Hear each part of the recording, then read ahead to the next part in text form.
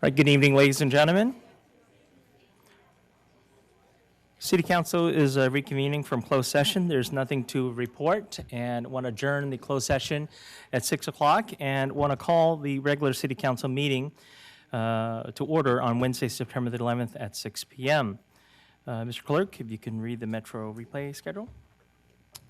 Thank you, Mayor. This meeting of the Elk Grove City Council will be replayed on Metro Cable Channel 14 on Friday, September 13th at 1 p.m. and Tuesday, September 17th at 6 p.m. It is being closed captioned. It will be webcast at metrocable.tv. City Council meeting videos are also archived on the city's website at elkgrovecity.org. For members of the audience who may have personal electronic devices, please place them on silent mode during the meeting. Elk Grove City Council welcomes, appreciates, and encourages participation in the City Council meeting. That's the device to be silenced, please. Thank you. City Council requests that you limit your presentation to 3 minutes per person so that all present will have time to participate. City Council reserves the right to reasonably limit the total time for public comment on any particular notice agenda item as it may deem necessary. Pursuant to Resolution Number 2010-24, no individual speaker concerning public comment may address the City Council for more than 3 minutes. Speaker timer on the podium counts down the individual speaker time remaining and will turn yellow after the first 2 minutes have passed, indicating 1 minute remains to summarize comments. If you wish to address the council during the meeting, please complete a speaker card and provide it to the Assistant City Clerk prior to consideration of the agenda item. Thank you, Mayor. Roll call, please, Mr. Clerk. For the roll call, Councilmember Nguyen. Here. Councilmember Detrick. Here. Councilmember Suen. Here. Vice Mayor Hume. Here. And Mayor Lee. I am here. And next item. That'll take us on to the Pledge of Allegiance. All right, so tonight we officially have our new chief, and I'd like to invite you to lead us in the pledge, Chief.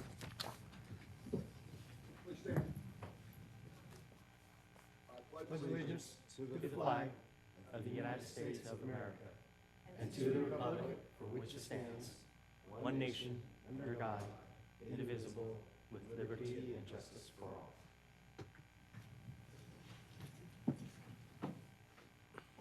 Okay, at the beginning of every City Council meeting, the council like to invite members of the public to join us in a moment of silence. Being that today is a special day, I would like to request the City Council to adjourn the meeting today in honor of those who lost their lives during the September 11th incident up in New York. Not only that, but to remember the men and women who went in to the burning buildings and rescued the remaining survivors. So, all right, if you can join me.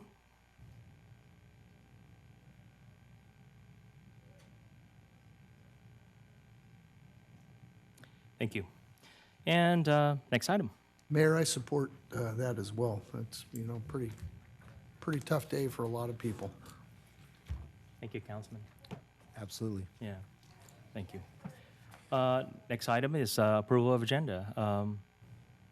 Let's see, is there a motion to remove item 8.10 from the consent calendar? I'll make the motion to remove 8.10 from the consent calendar and approve the remainder of the agenda. Second. Got a motion second. All in favor?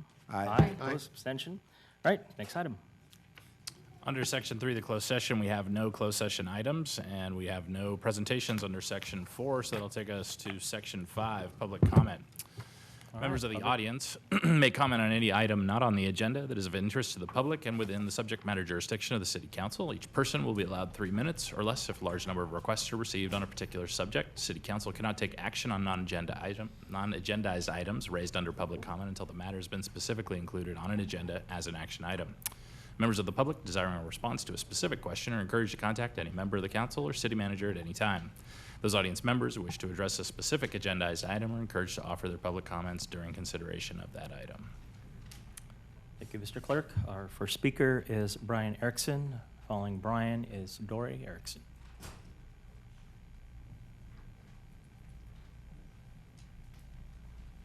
So I have some things after I'm done that I'd like to get to the council members.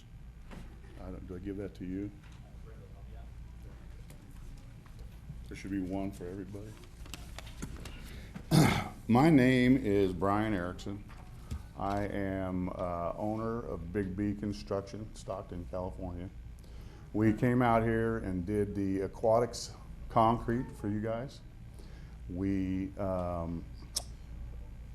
did all the concrete on the Stockton on the aquatics, and had some issues that can't seem to get resolved. It's going to go to litigation, obviously, I know Bob knows about it. So I'm going to get on to some bullet points here that I want to make sure you guys are aware of, because I am a little leery that you know everything that has gone on and what we're up against. So first of all, we are a small business and federally recognized woman-owned business. Several employees living here in Elk Grove, along with an office in the city of Elk Grove. The city's conduct has put Big B in a position where we're being forced to close the doors and lay off all of our employees. Big B pointed out early in the Commons project the lack of jointing and expansion that caused the problems that the concrete faced at first. Big B requested a site visit from SWA, which is your design team. SWA visited the project and responded in a report that the cracking was expected and told us to continue placing their design. We placed 6,000 square feet, and after we were told to continue, we placed another 40,000 square feet. After the 40,000 square feet was placed, we were directed to stop placing concrete because of the cracks and that there would be a new design issued. A short time later, a meeting was called to discuss a repair plan, yet the city did not give a repair plan. After Big B was told to stop, it was acknowledged by the city construction manager and in its emails that the cause of the cracking was related to the design, not Big B construction methods. The city redesigned the concrete. If it was not a design issue, why would the city redesign the concrete? People are here that are very aware of all this, and I don't know if you are, but it's seriously frustrating. Despite knowing it was a design issue, the city issued a directive to Big B and Arch Construction to remove and replace the concrete. Thank you, sir. Your time is up. I'm talking for Dory. Where's Dory? She's right behind me. Why don't you have her come on up? Your 3 minutes expired. Thank you. Can I speak for her? No. Kind of thought that that's what we discussed. Go ahead, Dory. I have really nothing left to add to what my husband said, except you need to take a really hard look at what's going on here, and the information that he gave you is putting us out of business. We've refinanced our house. We've cashed in our 401ks to keep our company afloat. We are a small business. You try taking a $1.8 million hit when you're a small business. Take a real close look, because I don't think you know the whole truth here. I have nothing left. So I was told I would get that extra 3 minutes. Thank you, sir. Mr. Clerk. No, I'm sorry. We just don't do that. I apologize if there's any understanding. My understanding that you asked me was if you had families of members of your family that wish to speak as well, we could sign them up as well. It's So not that will we you- pass time, so. So if you could take a minute, please read the first or 7 or 8 pages. We will. Yeah, thank you. It's very important to us. Appreciate it. Yeah, thank you. Our next speaker is Nathan Champion. Following Nathan is Margie Jones.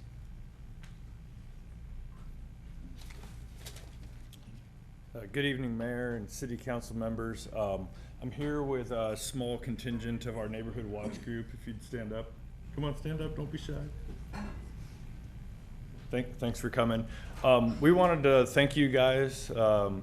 It's probably 2.5 years ago that I came here pleading for your guys' help with an issue we had in our neighborhood. It was something that we could not resolve on our own.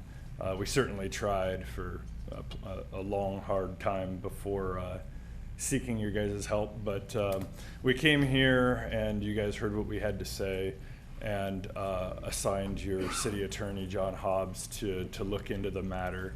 We're happy to report that Several weeks ago, all the tenants that were living in that house have finally moved out. They've been encouraged to move out. And the homeowners that were allowing all the drugs and prostitution and the criminal activity, hundreds of police calls there. Actually, him and his wife were both arrested on 18 felony counts. Like 16, I think were fraud, and 2 of them were like conspiracy or something like that. But our neighborhood is finally settling back into normalcy, and we're really appreciative of you guys' direction in that. But I also want to take the time to thank John Hobbs and Suzanne Kennedy, who were the legal team, Officer Mosier and DePay from the POP team, and the police force who came out hundreds of times to that house. Rosa Tapia and the code enforcement team, Officer Skibby and animal control. I mean, everybody had so much of a part to play. We couldn't do it without everybody's help. And then I know they're not part of the city, but the district attorney's office in Sacramento County, who decided to press the charges. Obviously we were asking them to, but they looked into the matter and took action. So we thank them as well. And just thank you. I mean, that was a long effort. I'm sure it cost some money to put in all those hours from all the city workers and stuff like that. And so we wanted to take our time to come here and let you guys know. I mean, we did put some posts on social media about our appreciation, but we wanted to come here in person as well and just, really show our appreciation. So thank you very much. Thank you. Thank you, Nathan. Thank you, Mr. Champion. Mr. Champion, I just want to thank you for coming out, because I remember when you first came out when this happened, and you brought the neighborhood, and had you all not come out to bring this to our attention, that would not have happened. But what I also found is that you're a great example of building a neighborhood watch, and that when issues like that came up, we asked you to come out and be that person who showed other neighborhoods how to pull this together and how to work with us. And so I appreciate you not only just caring about your own neighborhood in your area, but also about everybody else's in the entire city, and being that great example. So thank you so much for that. And Nathan, also, people are very quick to criticize, but people aren't quite as complimentary as they could be, especially when we respond to something. So, I appreciate your positive feedback, because I know we were obviously made very aware all the time between you and our city attorney, and all the different things that were going on over that period. And it's unfortunate your quality of life was affected. It looks like finally there's been some resolution. So I know it's been a long haul, and thank you for your patience with everything, and all the accolades for our team, because Yeah, it wasn't the city's fault that it took a long time. It's just the legal process, Yep. But I know you guys had lots of meetings, like every couple of weeks about it, so I appreciate that. Yeah. The other thing I'd like to highlight is this is a perfect example of you being our eyes and ears and working with the city to be able to accomplish a common goal. And I truly appreciate the efforts by you being the leader of the neighborhood, and all of you neighbors that came together and flagged this for us. So keep in mind for any constituents that have issues out there, we're here, but we need your help too. So as a team, we can solve these hard issues. So thank you very much. Yeah, it takes a lot of work, and the neighbors and everybody put in, a lot of effort, and it was a team thing. It really did take everybody. So, yep, good teamwork. Yeah, well done. Thank you. Thank you. Thank you. Next speaker is Margie Jones. Following Margie Jones is Shirley Peters.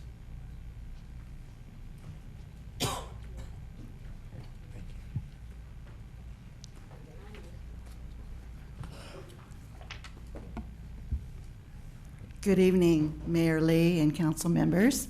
The Strauss Festival of Elk Grove is very happy to be here tonight. to thank you once again for your ongoing support of our festival.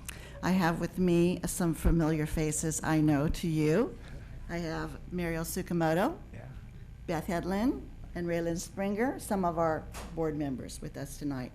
We just want to say thank you again for your ongoing support of not only cash donations, but trash services for our festival. And this year, we really enjoyed the police services coming out and being part of our group so they could mingle with the attendees and get to know people. So that was very nice. Thank you very much for those services.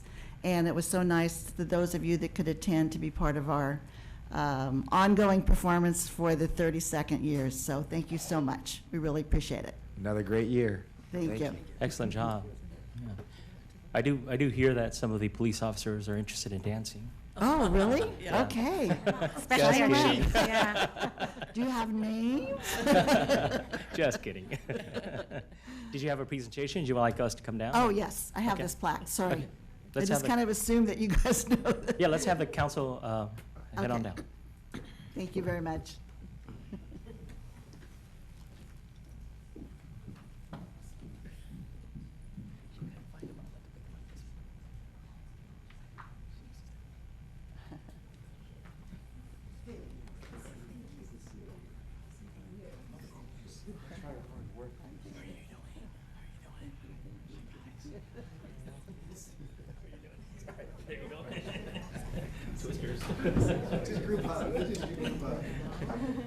Did you get the honors of holding this? I'll stand by you. All right, well, definitely. All right, everybody squeeze in there. Ready? Here we go. 1, 2, 3. One more for good measure. Thank you. Thank you so much, we really appreciate it. Thank you very much. Thank you.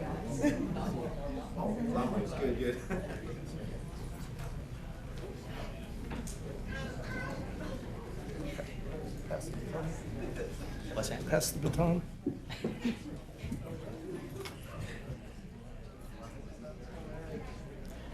Okay, next speaker is Shirley Peters. Following Shirley Peters is Mike Banaski. Good evening.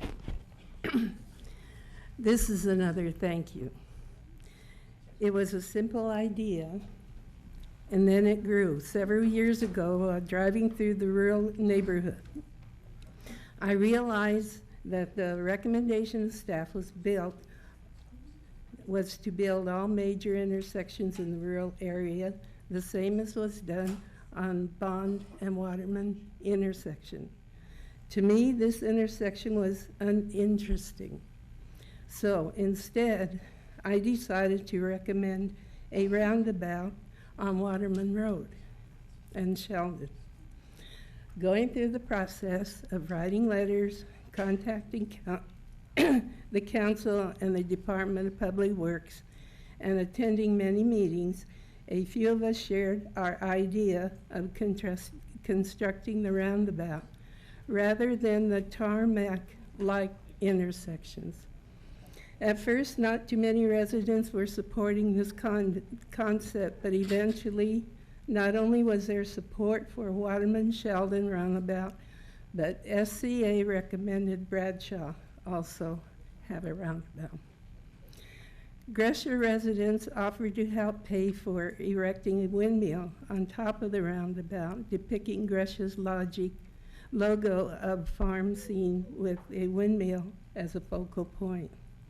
Little did we know that the City of Elk Grove Council would give their full support to establish the roundabout where one can see the windmill and silhouettes of horses, cows, and newly added sheep on the premises.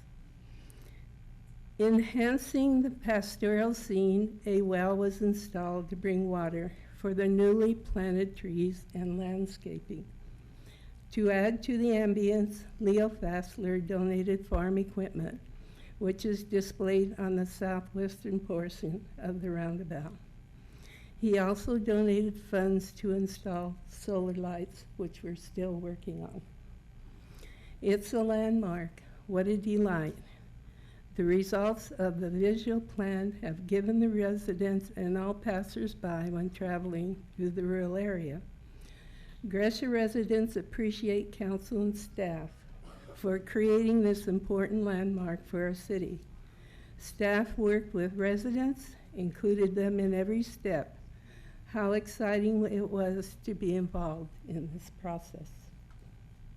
Gresham residents give a big thank you to the council for supporting and approving the design, construction, and completion of the Waterman Sheldon Roundabout. Also, a special thanks goes to staff for their direction and patience. One more. A personal note. Driving with my son in McKinney, Texas, where several roundabouts have been constructed, my son told me that while he drives through the roundabout, he thinks of me and calls it the mom about. Thank you, Ms. Peters. Appreciate it. Next speaker is Michael Banaski. Following Michael Banaski is Sandra and Christina Morales. Mr. Clerk, are they signed up separately, or are they going to joint present? I believe we have them signed up together, but we can run the clock if they do both want to speak, so if they separate their time. Okay, let's separate them in the event that they want their 3 minutes each. Go ahead, Mr. Banaski. Today is a somber anniversary. It's the 9/11 46th anniversary of the bombing of the presidential palace in Santiago, Chile. Salvador Allende Gossens was the duly elected, democratically elected, and overwhelmingly elected president of the country of Chile. He was part of the Bolivarian Revolution predating Hugo Chavez in Venezuela by 20 years. Because of the fact that Dr. Gossens, President Gossens, Allende Gossens, had decided to nationalize the Chilean copper mines, the United States decided to engage in strafing and bombing of the presidential palace in Santiago, Chile, with U.S. F-14s. A military coup led by students of the Fort Benning School of the Americas engaged in taking over the government after the president was murdered. When we think of democracy, we should think of how violence can be met by retributive acts when the chickens come home to roost. Sometimes in the form of civil rights attorneys willing to extract millions of tax dollars when elected councils like yours violate the California Voters' Rights Act. We need to remember our history, and we need to remember that all actions can end in sometimes violent reactions. Thank you. Thank you, sir. Our next speaker is Sandra Morales. Following Sandra is Christina Morales.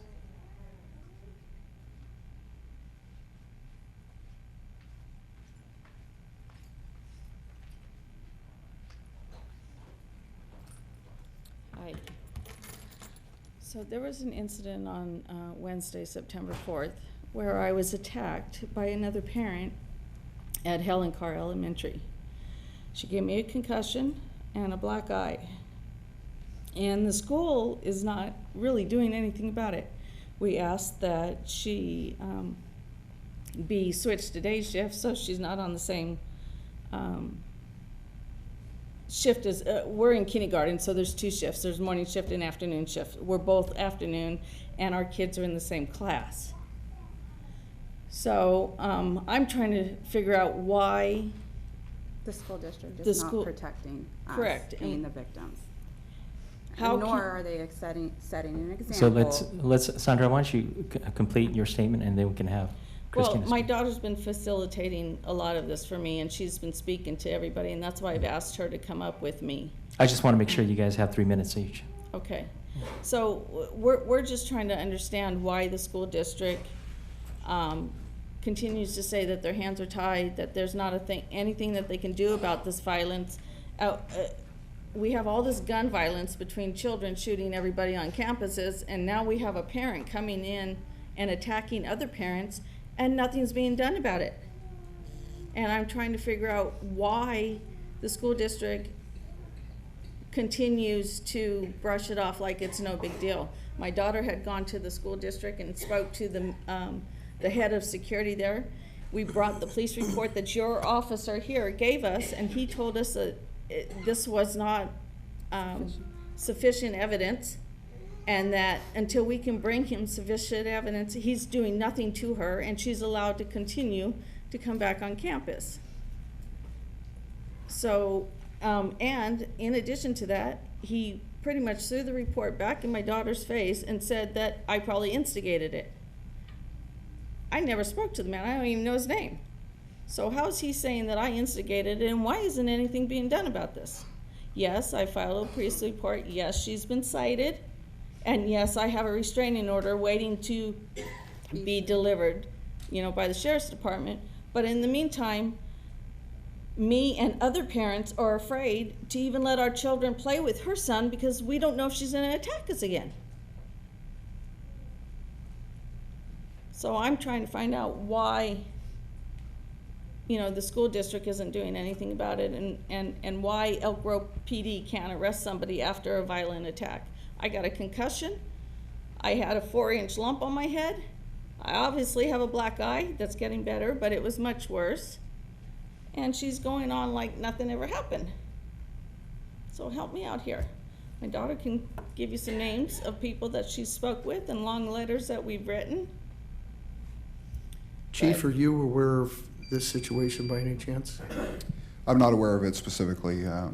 As Ms. Morales relates, our officers were there, took a report, and issued a citation. So I'm not aware of it entirely. At the conclusion of her comments. Let me also add that I had to call 911 4 times. 4 times. And each time I was hung up on. And until I asked the principal to call, I didn't get any help. There's obviously holes in our system. Chief, we don't have staff in elementary schools on the police department, do we? There is an officer, Lewis, and another officer that stands up there with him. So the school district contracts with the sheriff's department. Okay. And we do have at a couple of the schools, we do have some collaborative efforts with our Elk Grove Police Department. But part of this may be a difference in police jurisdiction, but I think it's something that Chief can look into. Correct. And what I was told is Elk Grove PD can't arrest, only the sheriff's department can arrest. So then I called on school premises. And so then I called the sheriff's department, and the sheriff's department says, no, that's not true. Anybody can arrest. So who do I call if she decides to, come back up to me? Why don't we do this, Christina? Why don't you continue? And you have 3 minutes. Okay. Mr. Mayor, I just saw Captain Rigo raise his hand in the back of the room. Maybe you go take a conversation offline with him and he can kind of get you squared away so that we can make sure you feel safe. Unfortunately, the school district is completely autonomous from the city, so we have no jurisdiction over anything they do or the conduct of any of their employees or other parents. So as far as those answers, you'd have to take them to a school district meeting. But we can at least assure you what our PD can and cannot do and make you aware of the proper procedures for if anything happens in the future. There's also one other incident. I'm sure you're all on Nextdoor and you can see it. We call him the Bella Terra Terrorizer. He's a gentleman that drives around in a white pickup truck, or he rides a bike or walks his dog, and he continues to violently harass us. And he's gone up to our cars and scared our kids in the cars. He's cussing and he's swearing and like he wants to attack us. Obviously, there's some mental issues. And we've tried several times to have the police department take care of this situation, and he continues to do it. Now, I've only lived in Elk Grove for 2 years, so I know he's been doing it for at least that. But, Okay, again, if you can go see Captain Rigo, he's directly in the back of the room behind you, and then he'll be able to take your concerns. All right. Okay, thank you. Thank you. And Captain, if you can loop us in on the follow-up on this. Okay. Christina. I think basically everything was said. It has to do about showing our children that, we don't handle situations with violence. So let's set the example by doing that. Okay. Yeah. Okay. And the other thing that I'd like to add, because I used to sit on the school board, I would suggest that you go to the school board We and did. raise these issues. I did. And in addition to that, we do have a liaison with school law enforcement. And so the captain can help you with that. But I am very interested in the resolution to this because it does surprise me, especially if it took place on a school campus. In front of children. In Yeah. front of children, but we did go to the school board and basically we told them that when we have the report, the police report, 2, I have a concussion, I have all the medical reports, 3, I have the restraining order, and we told them that we were gonna get an attorney and we were gonna fight this, and basically they laughed in our face and said, go ahead, you won't win. Yeah, I mean, obviously, there's a lot of details in this, so I'm going to redirect you again to the captain, and then the captain will provide us some follow-up information. Thank you very much. Thank you. Seeing that there are no additional speakers, let's move to the next item. Take us to section 6, general administration information. Good evening, Mr. Mayor, Vice Mayor, members of the City Council. A few items to report on. First, I'd like to thank our staff for putting on an amazing event this last weekend, Party on the Palms.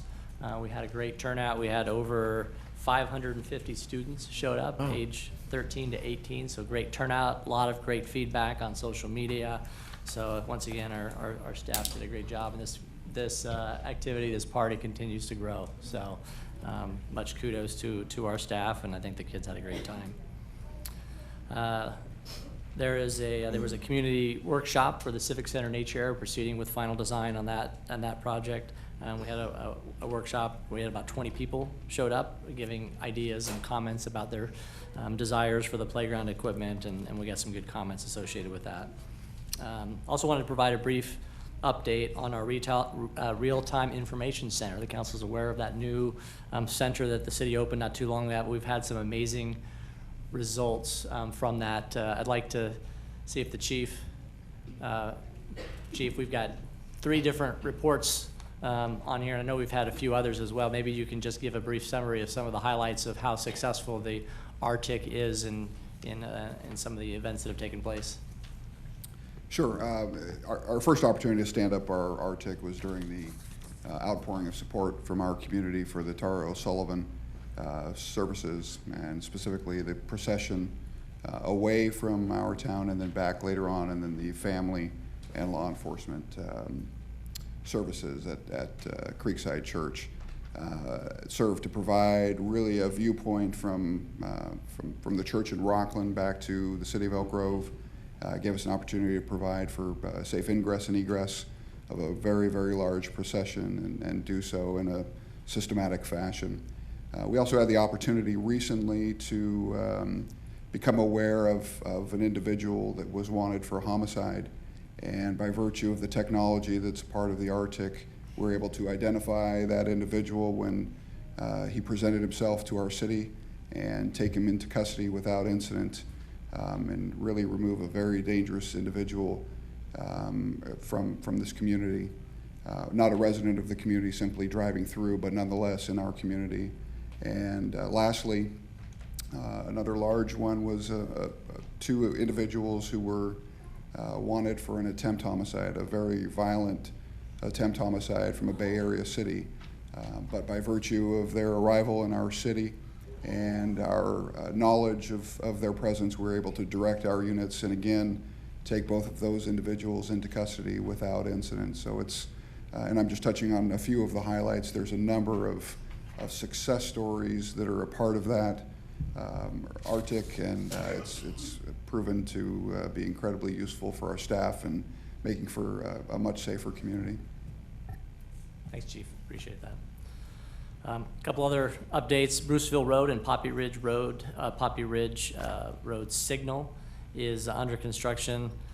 Signal is tentatively scheduled to be turned on and tested on September 17th and 18th. Installation of signal will address safety concern of the intersection and improve walkability in the area. I'd like to also recognize Jennifer Alves, who's sitting right next to me, our Assistant City Attorney, as a nominee for the annual Leadership Trailblazer Award, sponsored by the National Research Center and the League of Women in Government. This award recognizes an accomplished leader in the local government profession who has championed and inspired other women to achieve as well. The announcement for this national award is scheduled on October 18th, so I'd like to congratulate Jennifer on that great nomination. Congratulations. Yeah.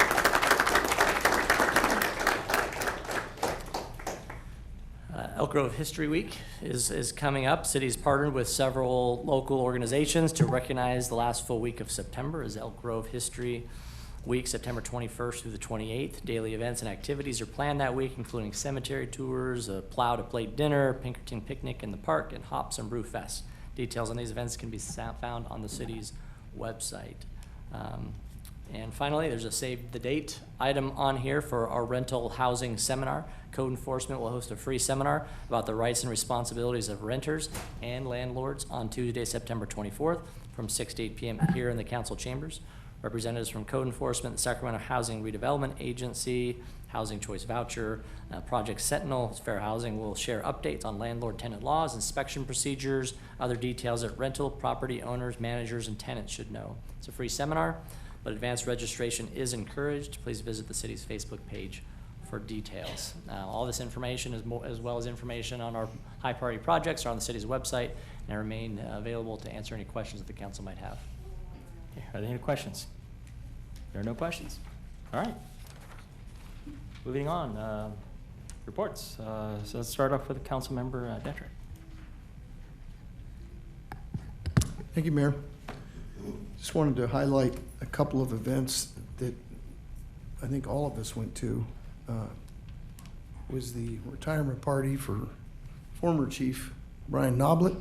It was a great event, a lot of great speakers from here in the city, as well as his former places of employment and friends and family. It was a very, very special event. And then that led into the swearing in of our new chief, Tim Albright, and he had a very, very large crowd at the church, and that he's been a member of, I think it was for 22 years, Chief. And it was members of the congregation, members of law enforcement, as well as the community and the executive team. And Jason did a very, very nice job in his speech representing the city and the mayor as well. And Tim, congratulations. And obviously, you know how we feel about you, but it's nice to publicly acknowledge you. And Brian Noblet was a phenomenal chief, and I have no doubt that you're going to bring your own style and your own vision and take what the foundation that was laid by the chiefs before you, and keep the quality of life that this city has, and some of the items you already mentioned tonight. And I know even your first few days, you had some pretty tough items that got put before you, and I think you've handled them extremely well, and look forward to working with you over the next several years. That's all I have. Okay, Councilmember Nguyen. Thank you, sir. I've been traveling a lot lately, so one of the only meetings that I attended was the paratransit board meeting with our Vice Mayor, Pat Hume. And I just want to welcome the chief to his first council meeting as well, too, and looking forward to working with you. That's all I have, sir. Okay. Chief, you have a nice seat rather than have to stand in the back of the room. Councilmember Soon. All right, thank you, Mayor. Also want to extend my congratulations to Chief Albright. Look forward to your leadership. Congratulate Jennifer Alves on her nomination. We got some great highlights here of our staff recently today.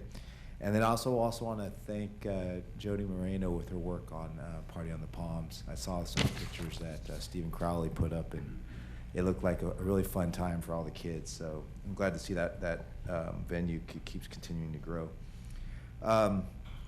Attended the community workshop for the Civic Center Nature Area, and heard some really good input from our residents. Another great reason why we do the outreach and get input from our folks to make better projects.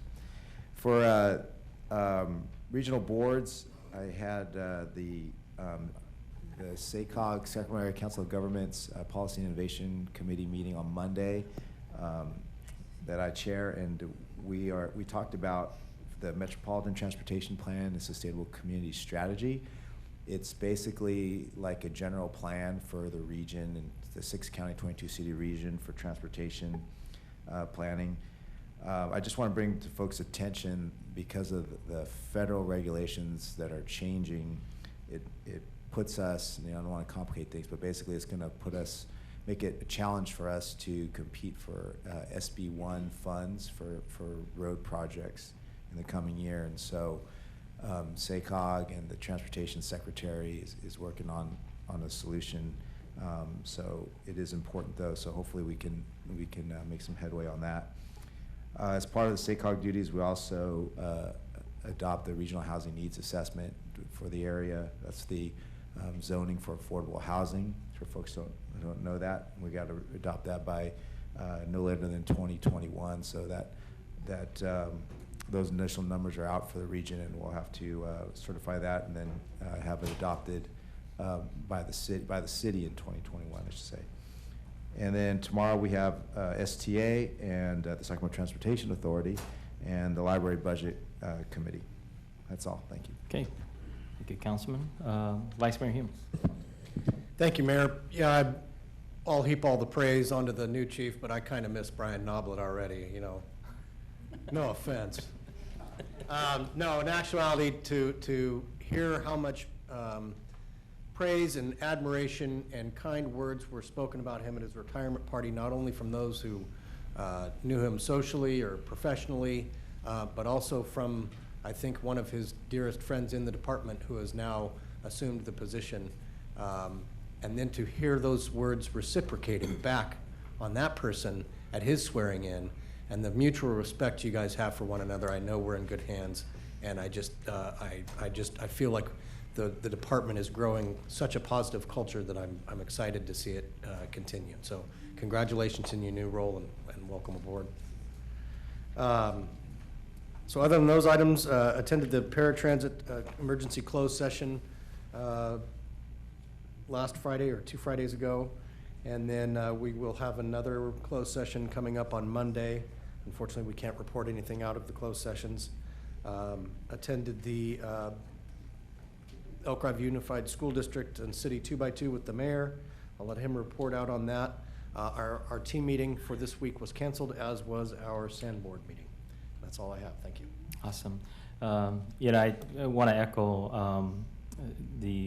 I suppose the significant two significant events is really sending Brian off and then welcoming our new chief.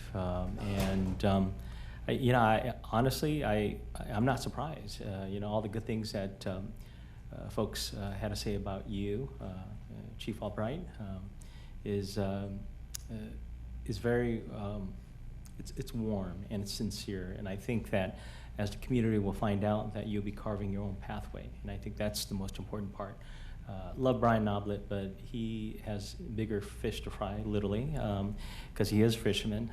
But I'm looking forward to a long working relationship with you. And thank you for stepping up. Yeah. Let's see, sanitation was canceled. GSAC is tomorrow. The only other thing that I wanted to ask council as a whole to consider this. I've been having a conversation with the chair of our planning commission, Mackenzie, and she brought up some points in which members of the public have actually approached the commission and asked, what can we do to make it a little bit more diverse and inclusive? And so with the support of the council, I'd like to direct staff to go and explore some of the other methods that other cities have done to be able to accomplish that. And I would love more information on it. Members? I think we've had a pretty broad base of support that with the variety of folks that have been on there. I said, if I'm not mistaken, over half the current planning commission were appointed by you. Sure, with the confirmation of the city council, yeah. And I'd like to remind you, council member. Only confirm what you recommend. Sure, also like to remind you that there are a number of nominations that I pushed forward to add to the diversity, which was rejected by this council. Now, being a team player, I think it's important for me to move city business and to make sure that we have planning commissioners. That's the reason why I'm willing to give ground. I think it's important for a consensus of the council to support these planning commissioners. I'm not suggesting any action right now. I'm just asking for support to ask staff to bring back to council some of the methods and recommendations that they may have based on other cities that are like in size or other cities that are in the region. Willing to look at anything. Okay. We got one, we need another. I don't mind. We go ahead and look. But, you know, again, I'll say I think people, if you go and look back, there were, in terms of diversity, I think a lot of people applied. And while some, you know, were rejected by parts of the council, others were rejected by you, Mr. Mayor. And I don't believe that has anything to do with other than our judgments of the resumes and what we wanted at the time. So I guess what I'm saying is I don't think we don't discourage looking at diversity now in our current process, but I'm always willing to try to improve. And so if we find something that, you know, is a good idea somewhere else, so be it. So I would support that. Yeah, thank you. So you have your correction, Mr. City Manager? All right, next item. Take us on to section 8, our consent calendar items, and I just note from the approval agenda that we had item 810 pulled from consent, so that will not be part of the action. Okay, and do I have this right? Did Mr. Graham sign up to speak? I don't believe so. I think for speakers, we don't have anyone signed up to speak on this. Oh, okay, all right. I think that was just he provided comments. Oh, I see. All right, we have a consent calendar with the exception of yeah, why don't we do that? Thank you, Mr. Vice Mayor. I want to open public comment, seeing that no members of the public to sign up to speak. Want to close public comment? And got a motion? Second. Got a second? All in favor? Aye. Aye. Opposed? Abstention? Next item. That'll take us on to section 9, our public hearings, and this will start with item 9.1, which is a public hearing to receive input regarding the composition of election districts for transitioning to by-district elections. Mr. Mayor, Vice Mayor, Council members, I'm Jason Lindgren, your City Clerk. I'll be providing a brief presentation. I'm just going to pull that up right now onto the screens, but I'll move my way up to the speaker podium and provide that presentation.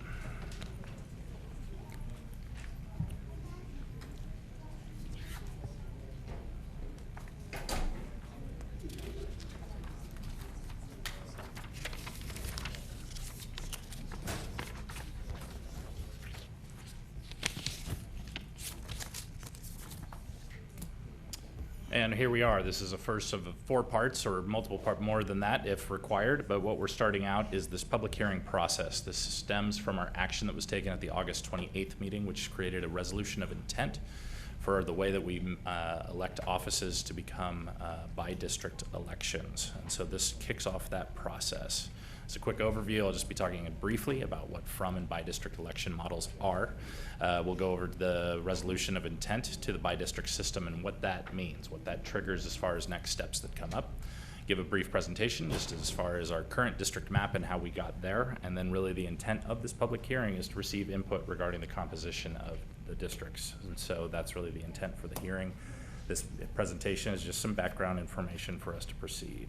Where we are right now for the city of Elk Grove, we are from district elections. So that requires that council members, anyone that's interested in running for office, must be registered to vote and live within a designated district. So currently for all of our council seats, our 4 council seats, we have 4 districts. In order to run for those offices or hold those offices, you must reside and be registered to vote in those. The method of election is that it's considered at large, and that's part of the issue of what led us to the resolution of intent. But all the residents of Elk Grove currently vote for all the elected offices in Elk Grove as those come up for election. What the big difference for us moving forward is that the resolution of intent to go to by-district would switch us to a by-district system. And what the big difference is that there's still that residency requirement, the registered voter requirement For council members or any potential candidates that want to run for that office, they must reside inside of that district. The big difference is it's not an at-large election. Not all the residents of eligible voters in Elk Grove have an opportunity to vote. Only those folks that live within the district that the individual's running for would vote for that office. And that's this big transition that we're looking at making. On August 28th, at our last regular meeting, we adopted Resolution 2019-191, and that is an intent to move towards this by-district system. What that does is it puts us into state regulation requirements to hold public hearings to have discussions about this. This is the first of one of those public hearings in which we're here just to receive input. Really where we are is we've made the announcement that we're considering going to by-district. Tonight is the night for us just to hear some initial reactions and input from the public regarding composition of proposed districts, of the districts that we have. What these also require, and why you keep hearing, I might be reiterating, this is a first of several public hearings. It's state law requirements. They're then going to have us hold additional public hearings. So another one to just receive input. Once we've had those 2 public hearings to receive input, we then have the option to move forward to a second set of required public hearings, which is to go over any proposed maps. On the screen, I have up what our anticipated schedule is that we're going to be looking at having these public hearings come back for the next regular meetings that we have in September and in October. Currently up on the screen is displayed our current district map. So when you look around on the districts, it's that main color. I know there's a lot of additional color thrown in there for parks, lakes, school sites, and firehouses, I do believe, and a couple of black lines for roadways, but we're really talking about the 4 districts of Elk Grove. And for Elk Grove, we have a directly elected mayor and 4 council member districts. So we're having this discussion about transitioning from to by districts. We're really talking about the 4 district system that's out there. And this, pardon me, so that's the focus, is when we're talking about districts. We're not talking about 5 districts or any other kind of number. We're going to be looking at 4 districts and how the district map came about. Part of the way that we got to that map that we had, that was part of our 2011 redistricting effort that we take. So cities are required to do a redistricting effort after every decennial census. Our process was not much different from what a lot of other cities went through. We went through the process in 2011. It was about a 3-month process total. We did a lot of public outreach. The main part about redistricting is that it is required that you go off the decennial census data. And so in 2010, decennial census rolls out, we get the numbers. 2011, we had the opportunity to look at those numbers. Those numbers were very fresh in 2011. Gave us the opportunity to look at what our district composition was prior, and then to look at how we could move forward. So a lot of the demographics, a lot of the data and analysis that was done was using that 2010 data, and that's where we're at that population back in 2010. It was a snapshot in time at about 153,000. So when we talk about any kind of districting effort, we are going to be confined by state laws to use the last decennial census. So right now, as we're talking about it, initiating a discussion to going to by district and looking at how to analyze any kind of district configuration, we'd still be using that 2010 data. We will not be seeing the decennial census come up until 2020. That data generally is not available until 2021. It would be the type of thing that we would be anticipating to do a redistricting effort in 2021. Right now, the California Department of Finance provides updates on population growth, and from what we had from January 1st, 2019, was a population for Elk Grove of just over 174,000. What that means is that when we look at data, when we have someone crunching data on district configurations, if we were to look at any kind of variations, we'd be going back to that same data that we used back in 2010, the same data that we used for a public outreach process in order to create the district map that we have. And I will say that Elk Grove is very unique in that regard. For a lot of local jurisdictions that have been looking at going into by-district systems, for many of them, they had no prior districts. We are a from-district election system. We're very unique in the regard that we already have districts that exist today, and as they were displayed up on the map. So, for tonight, this is the first element after we approve the resolution of intent to consider going into a by-district system. This is our first public hearing tonight, and really we're here to receive input regarding the composition of the districts. That's from the city council, it's from the public, and any comments that might come in. With that concludes my presentation just as to how we got to this point, and with the opening of the public hearing, that'll provide the opportunity for folks to provide their input. I'm open for any questions. Any questions? Any Bless questions? No questions? All right. Thank you. At this point, I want to declare public hearing open and want to open for public comment opportunity. I see that Shirley Peters has signed up to speak. Following Shirley is Karif Lawrence.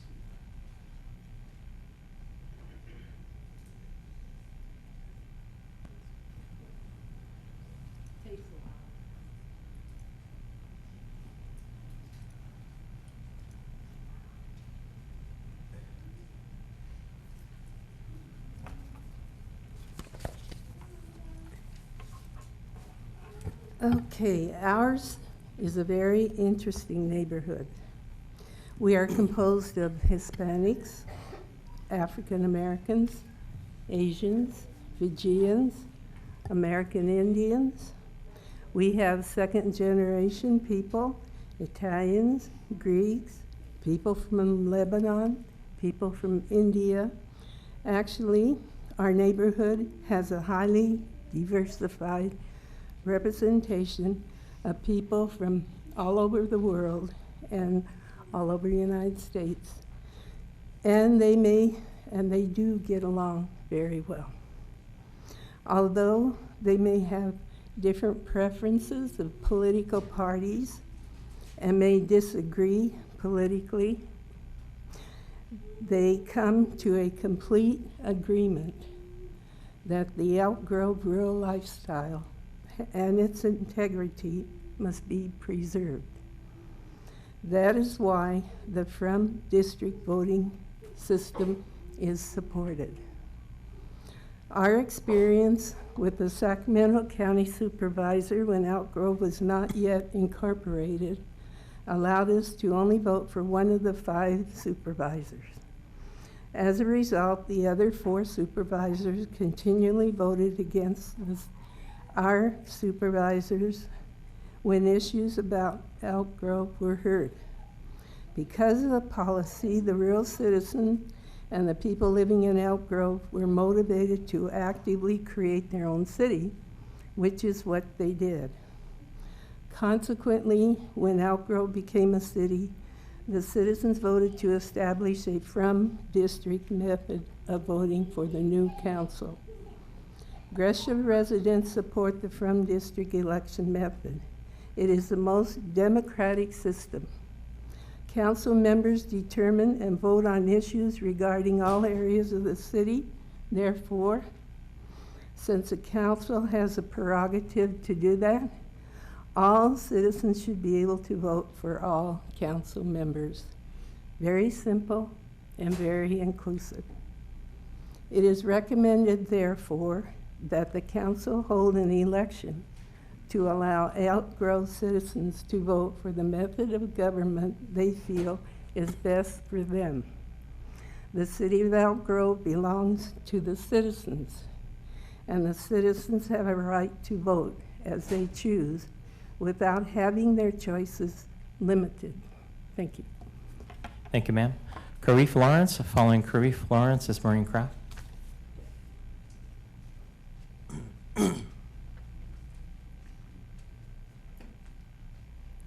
Good evening, council members. As a resident of Elk Grove, I grew up here before Elk Grove was actually a city. I've been a part of this community my entire life. I've never lived anywhere else.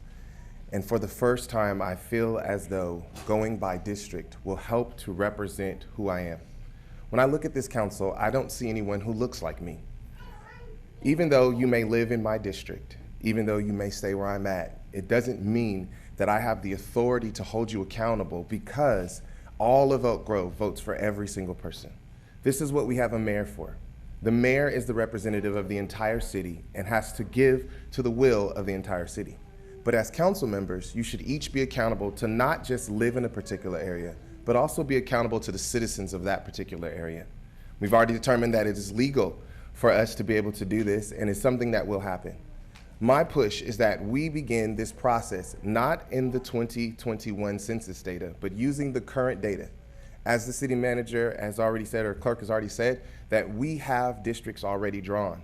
So why not allow us in this coming election to vote based upon those lines? I ask you that today is September 11th.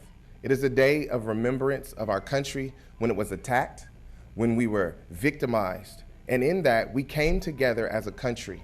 I ask you to come together as a council and represent our democracy to the fullest of representation. That was what our forefathers thought in this country when they founded it, was that we would have a representative democracy, that each person's vote would matter and have a representative to speak for them, not just based upon geographical location, but also based upon the fact that they were accountable to those citizens that they were there for.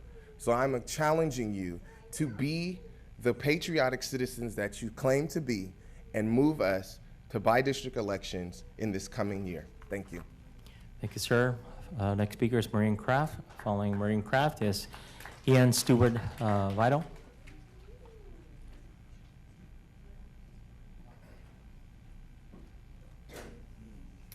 Good evening, Mayor and Council. My name is Maureen Kraft, and I'm here to advocate on by-district elections. Some of our neighboring cities, Roseville, Citrus Heights, and Davis, have already moved to by-district voting. As Amar Shergill said last meeting, it is our civil rights to have by-district voting. Assemblymember Jim Cooper voted into action Assembly Bill 2220 for us to have, for you guys to make one vote for us to have by-district voting. Why are we spending extra money that we don't have to spend? All we need is one vote from the council.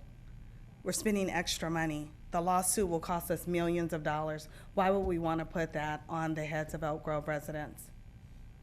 I charge you guys with doing the right thing and go to by-district voting.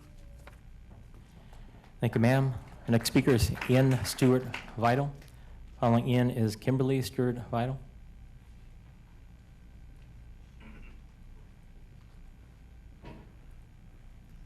Good evening.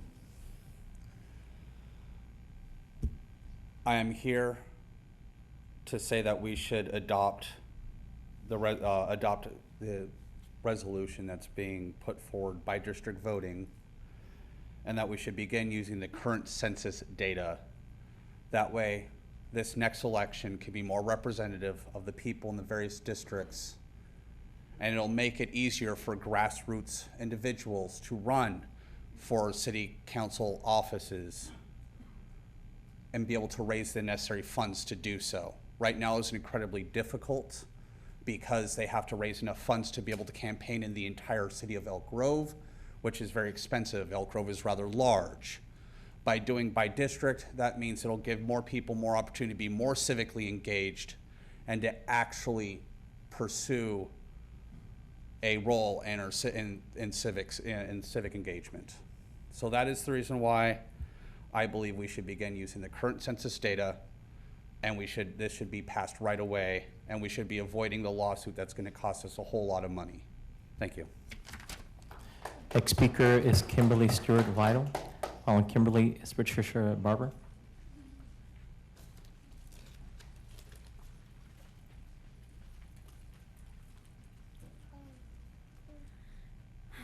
Hi.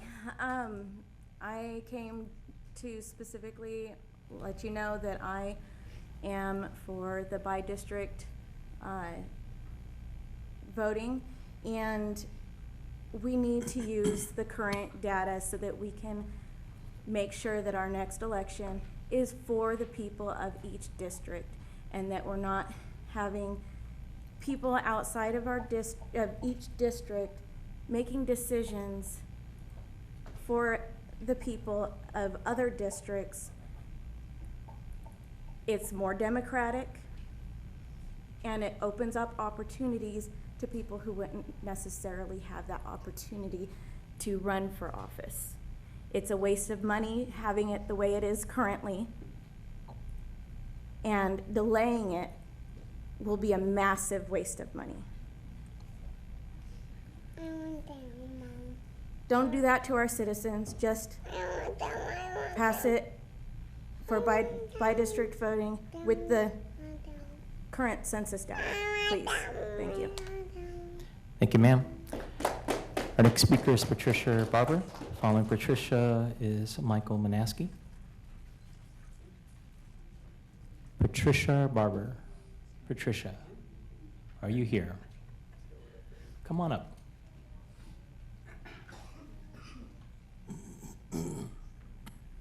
Good evening. My name is Patricia Baker.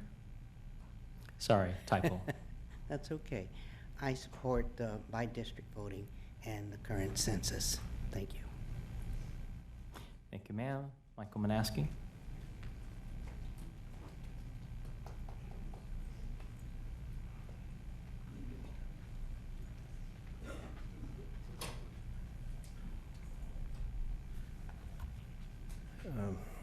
I have a question. Why are there 5 hearings to be planned? And I think the reason, or the answer to that, is because it's obvious that the council is dragging its feet to avoid conversion to by-districts. The census should not delay implementation of by-district elections. It's obvious every 10 years we're going to do a new census, so this should not be an excuse not to convert from district to by district. Is the council willing to abandon campaign funding from builders and wealthy donors? That's the problem. Is the council willing to engage in a costly and protracted legal battle over the California Voters' Rights Act violations? That's another problem. The solution to the problem of having proper representation is to have more council districts, smaller districts, greater representation, and a council where decisions require more than 3 votes. With 10 council members, 6 votes would rule, and each council member would represent at or fewer than 20,000 voters. Again, I believe that the city council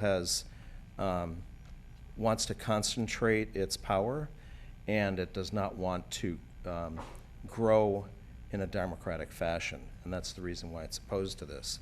And this is going to cost us millions. Already it's going to cost us $30,000 according to the estimates, and the $30,000 is going to go not only to the increased cost of doing the bean counting for the actual election, but also $30,000 for attorney's fees so far. This should have been decided last year when it was first brought up, and this is a sign of a lack of leadership on the part of this council. Thank you, sir. Next speaker is Sharon Lyons, and following Sharon is Randy Becker.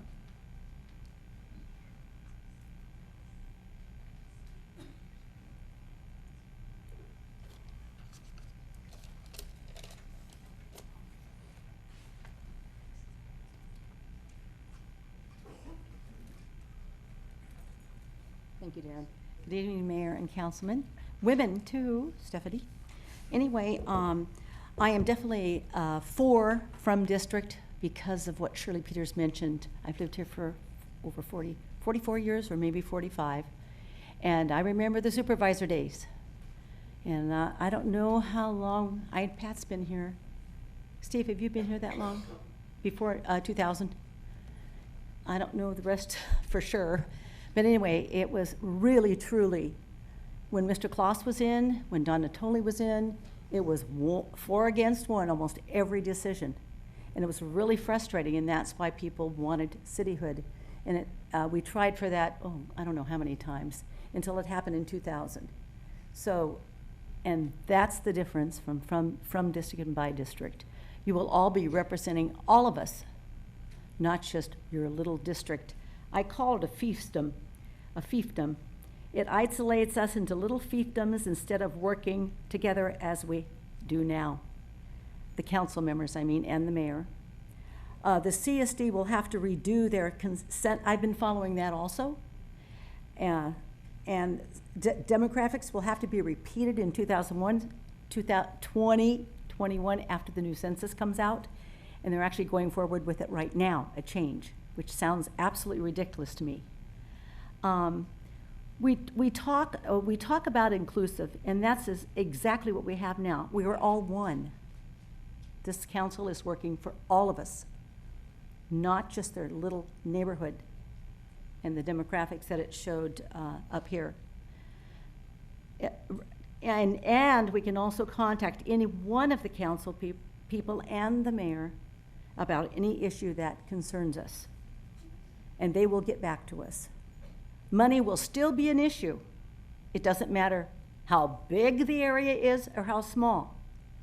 The developers will look at the candidates that want to run and they'll pick theirs and put the money in, or it could be from out of county and out of state. As we know what happens now with all of the whole United States. No matter where it's coming from, money will be an issue just because you've run for the first time. I believe in voting for the person that has the most qualifications. And our local papers and the Sacramento Bee carries it very thoroughly. I have voted for probably every one of you up here, and I vote because of your qualifications. Got nothing to do with the color of your skin, where you were born, your ancestry or anything, because we're all a part of the human race. We're all a part of the human race, and it doesn't matter. We're all the same inside. That's how God made us. We just look a little different on the outside, and that should be no reason to segregate us in a segregation. And of course, the mayor is for everybody. Thank you, Sharon. Randy Becker. Following Randy Becker is Denise Walker.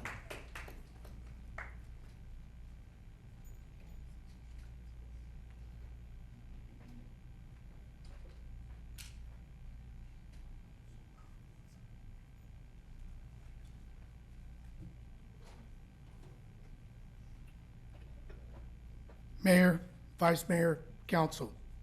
For the youth in the room, I was your age when my family moved from South Sacramento to the little community of Wilton, which at that time, everyone was an Elk Grove resident because you went to high school here, your parents shopped here, you went to dinner here, you went to breakfast here. Half the fire department, I think, was volunteer. It was in a little two-room building in Old Town. I hate to tell this room, but you're being lied to, deceived, and it is not true. We talked a year or two ago about this.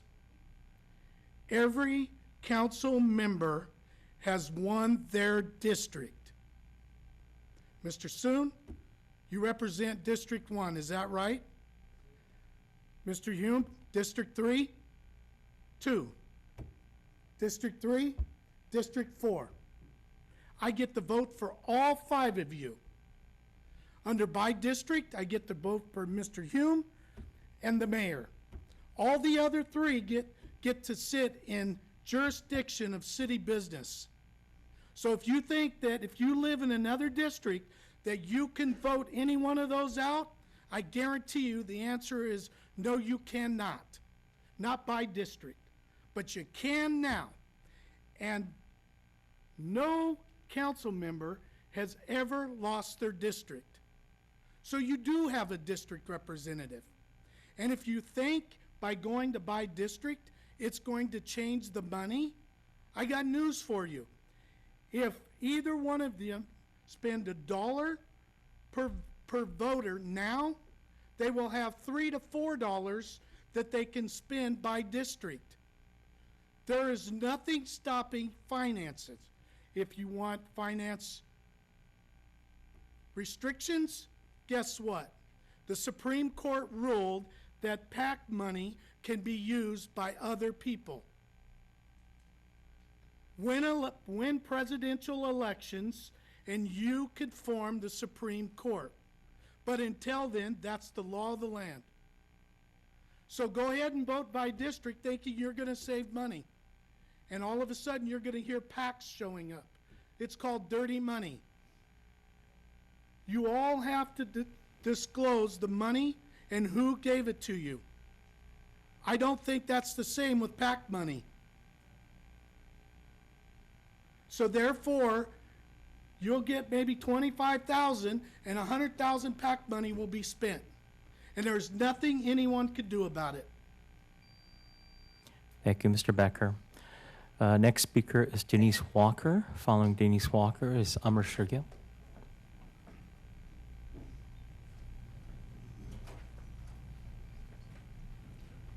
First of all, I want to thank all of you. I think all of you are doing a great job for our city, and I'm proud of each and every one of you. I want to mirror everything that the previous two speakers said. I am 100% against voting by district, because right now, each and every one of you represent all of us, not just your district. If I have problems, I want to be able to reach out to any one of you to help. And I have reached out to you, and to you, and to you. And you guys have helped. So please don't change it. Stay at large, not by district, because this country's already divided, and that's just going to divide the city even more. That's all I have to say. Thank you, ma'am. Our next speaker is Amr Shergill.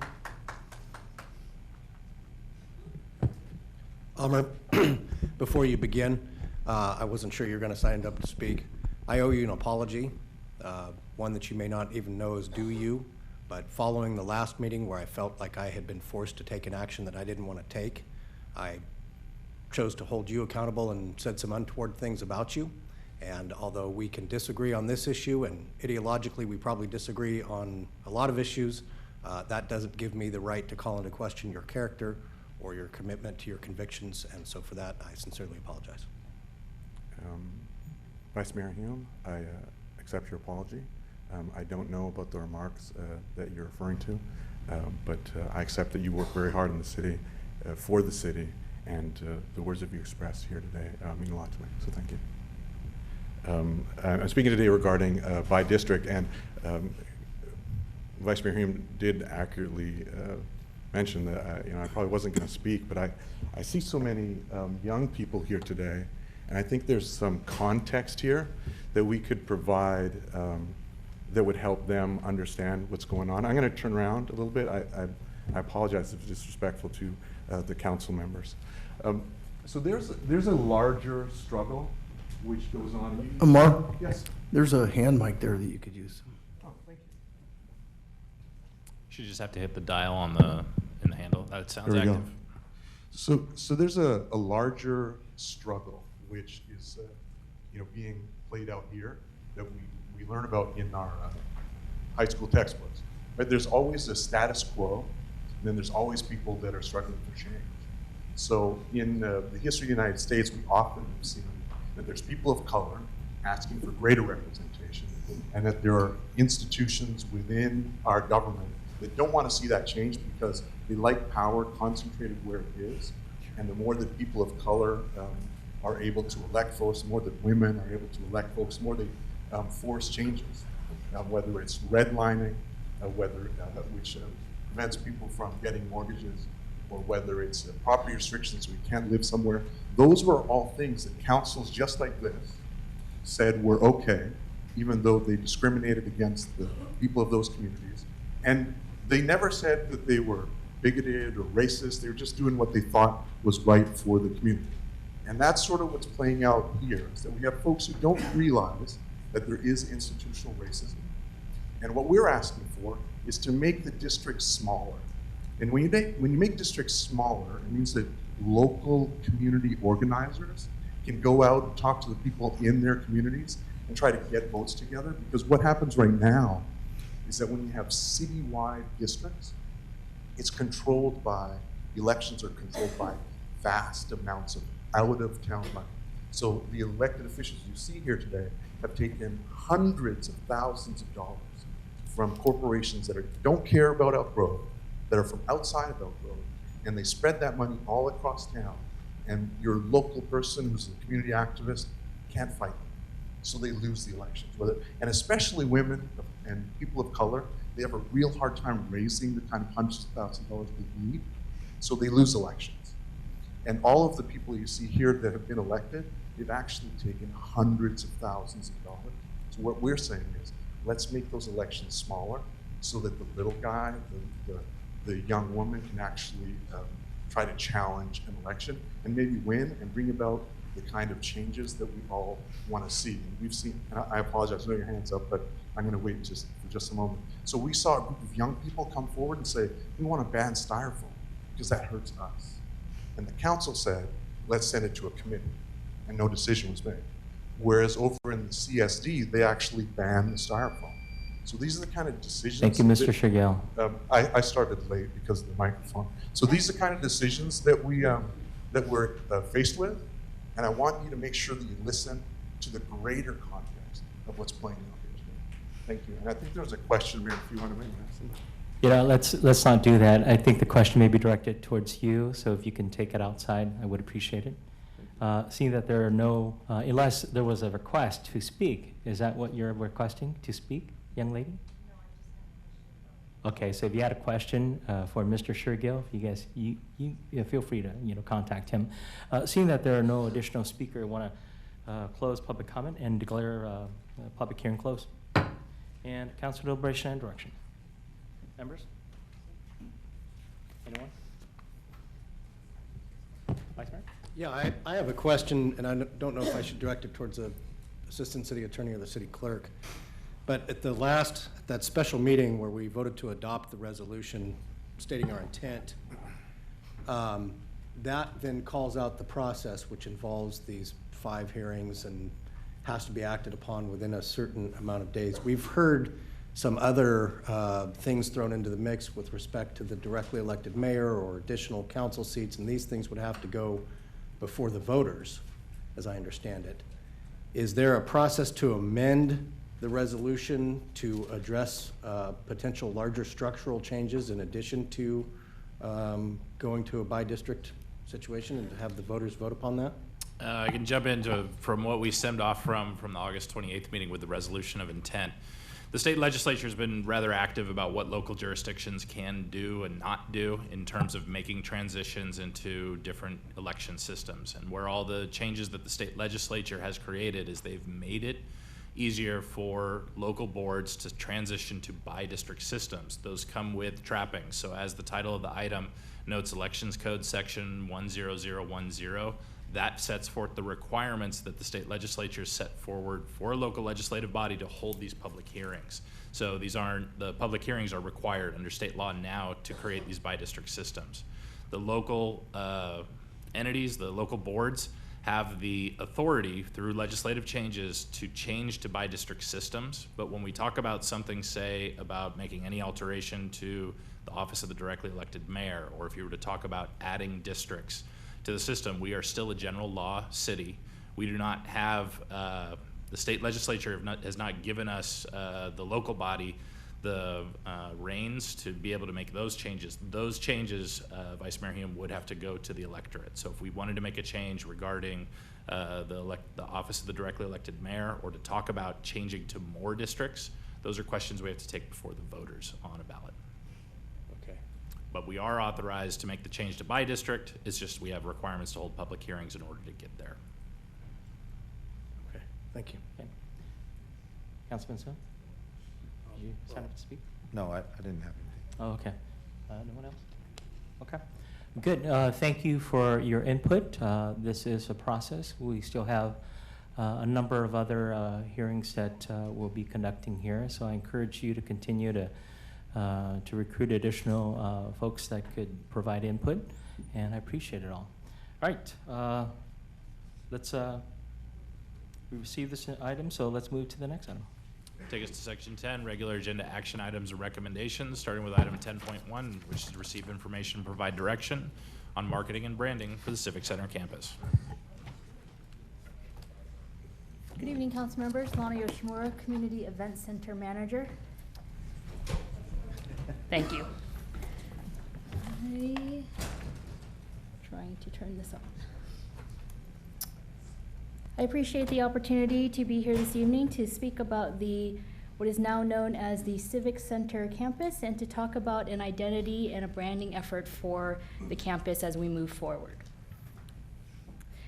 Branding is an essential part of marketing and creating a sense of place. A brand identifies an identity and experience associated with a symbol.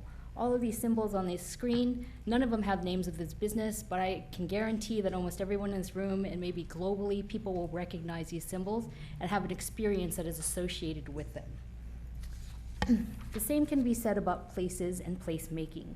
All of these areas that are located on the screen now have a unique identity and that are recognizable and an energy that comes with them. People are drawn to their brands, they're drawn to these places because of the energy and the identity that they embody. As we begin to open different pieces of the campus, what do we want that brand to be for our city? What do we want the identity for what is known as the Civic Center to be as we move forward, market it within the region and within the nation as we attract different events and meets to it? I'm gonna start with some of the branding history for the campus, which were started in 2017. It basically covered from moving from a paid consultant in 2017 where the City Council considered various options that were presented. At the time, the City Council declined to adopt and directed staff to engage community in a naming effort. At that time, staff went out to the community. They submitted nearly 200 names and options for consideration.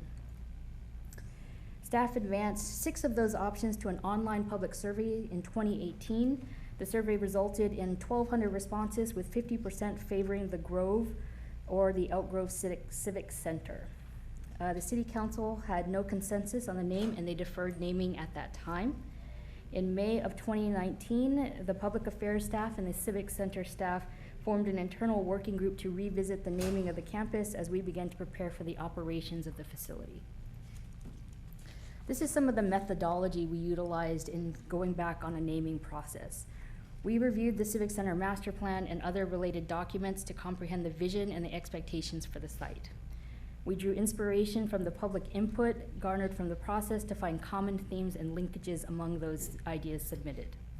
We did research on other names and brands to see what was out there. For example, there are numerous venues called The Grove, both within shopping centers, housing developments, and even the CSD's teen center is called The Grove, and there are hundreds of civic centers within the nation. This is the road we've traveled to get here. So I'm going to turn it over to Lupe Marietta, the city's graphic and multimedia manager, to discuss where we envision going. And so as Lupe comes to the podium, I just say to all of the young folks out in the audience to pay particular attention to this because you're the demographic that we want to really resonate with what she's about to present. So. Good evening, Mayor, council members. I'm Lupe Marietta, graphics and multimedia manager here at the city. And as Lana mentioned, I'm here tonight to share with you logo and branding recommendations for the Civic Center. So the campus here represents the entire space, and this shows all the elements that live under that umbrella. You have the Aquatic Center, the Community Center, Commons and Nature Area, the Senior Center, and Veterans Hall. The color palette shown here for the Community Center was derived from taking the city's current branding combined with the signage, package, and colors from the renderings. You will see these colors throughout the presentation and how they all work together. These outdoor vinyl banners display concepts we want visitors to associate with the space, and they were created to begin branding the outdoor commons area. The concepts cover all areas of the campus: play, celebrate, gather, connect, and learn. The Commons and Nature Area is a great place to gather for Avenue of the Arts, bocce court, cafe, fire pits, or pedestrian trails. The Aquatic Center, a great place to play for family recreation, water fitness, instruction, party room, or competitive aquatics. The Commons, or the Community Center, is a great place to celebrate for weddings, anniversaries, festivals, or corporate events. The Senior Center is a great place to learn, providing seminars, classes, resources, and support groups. The Veterans Hall, a place to connect. The American Legion, Veterans of Foreign Wars, and Marine Corps League. The images shown previously were meant to lay the foundation for this summary. Anchored in the heart of Elk Grove, there's 56 acres designed to inspire recreation and celebration. It's a place to gather, make memories, whether it's a wedding, corporate retreat, family reunion, or festival. Just 15 minutes from California's capital and a world away from ordinary, it's a place to play, learn, and connect. From modern facilities that combine quality craftsmanship and sophistication to outdoor spaces that honor art and nature. Staff is recommending the name District 56. Inspiration for the name was drawn from public input, as was noted earlier. In the list of provided names from the public, there were about 15 of the 200 that used the word district or something similar. We felt it was an important element to the name to give focus to the area in order to create the sense of place that we want the community and visitors alike to experience. So what is the district, or what is the mission of District 56? It's to offer an inclusive environment with state-of-the-art facilities to promote education, celebration, gathering, and enrichment through community engagement. Some of the benefits and features of District 56. The development of 56 acres of open space was designed to be the gathering location for residents and visitors alike. With state-of-the-art facilities like a community, aquatics, and senior centers, a veterans hall, cafe, outdoor commons area, and pedestrian trails, there's something for everyone. The qualities we want people to associate with the district is welcoming, inclusive, playful, social, and energetic. This is the logo developed for District 56. The color palette is a combination of the current city branding with the addition of an orange color to add energy and vibrancy to accompany the modern state-of-the-art facility. The square represents the entire space and anchors it to the site. The corners were removed to display the openness of the space and to encourage a welcoming feeling that will serve as a gathering place. Although you never want to have to explain your logo and what it means, the fact that 56 ties back to the site creates an opportunity to tell the story of all that Elk Grove has to offer in this new space. These are examples of how the logo can be used in future when promoting different aspects of the facility. The community center at District 56, aquatic center at District 56, or Avenue of the Arts at District 56. This is an example of a local ad, such as in Ardent Magazine and The Citizen. This is an example of a regional ad, such as in Sacktown Mag, SAC 365, and new opportunities that Lana's team are pursuing. The text is customized to focus on the space as a place to book an event. This example is more specific to weddings. It also shows a variation on the logo that can be used to include the title of the actual building. And should this name resonate and it's recommended to move forward, this shows how we would incorporate the District 56 brand into the existing banners, an alternating pattern of the inspirational words and the Experience District 56 brand. Part of creating a sense of place is signage, and this is an example of a monument sign we recommend for branding District 56 on site. So now I'm going to pass it to Lana to wrap up.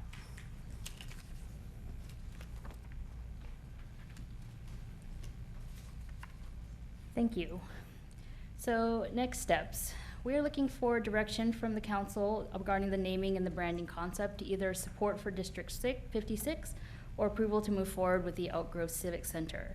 We anticipate opening the community center this fall, and we'd like to launch with a name so that we're able to market it effectively. We already have plans to visit the Sacramento Bridal Expo in January to market to regional brides that may be looking for a venue. Tomorrow we're hosting the SAC Sports Commission for a tour of the aquatic centers, so the facilities are beginning to become known. We would like to brand them and create a sense of place and energy as we move forward and begin to open the facility regionally as well as nationally. We believe time is of the essence in looking at these different naming options. Staff believes that District 56 represents a good blending of the public input that we received during the process, and the 56 anchors it to the site, which creates a sense of identity for Elk Grove itself. I'm happy to take any questions that you might have. Any questions? No questions? No questions. Perfectly clear. Thank you. This time, I want to open for public comment. I have one speaker sign up to speak, Modi Hernandez.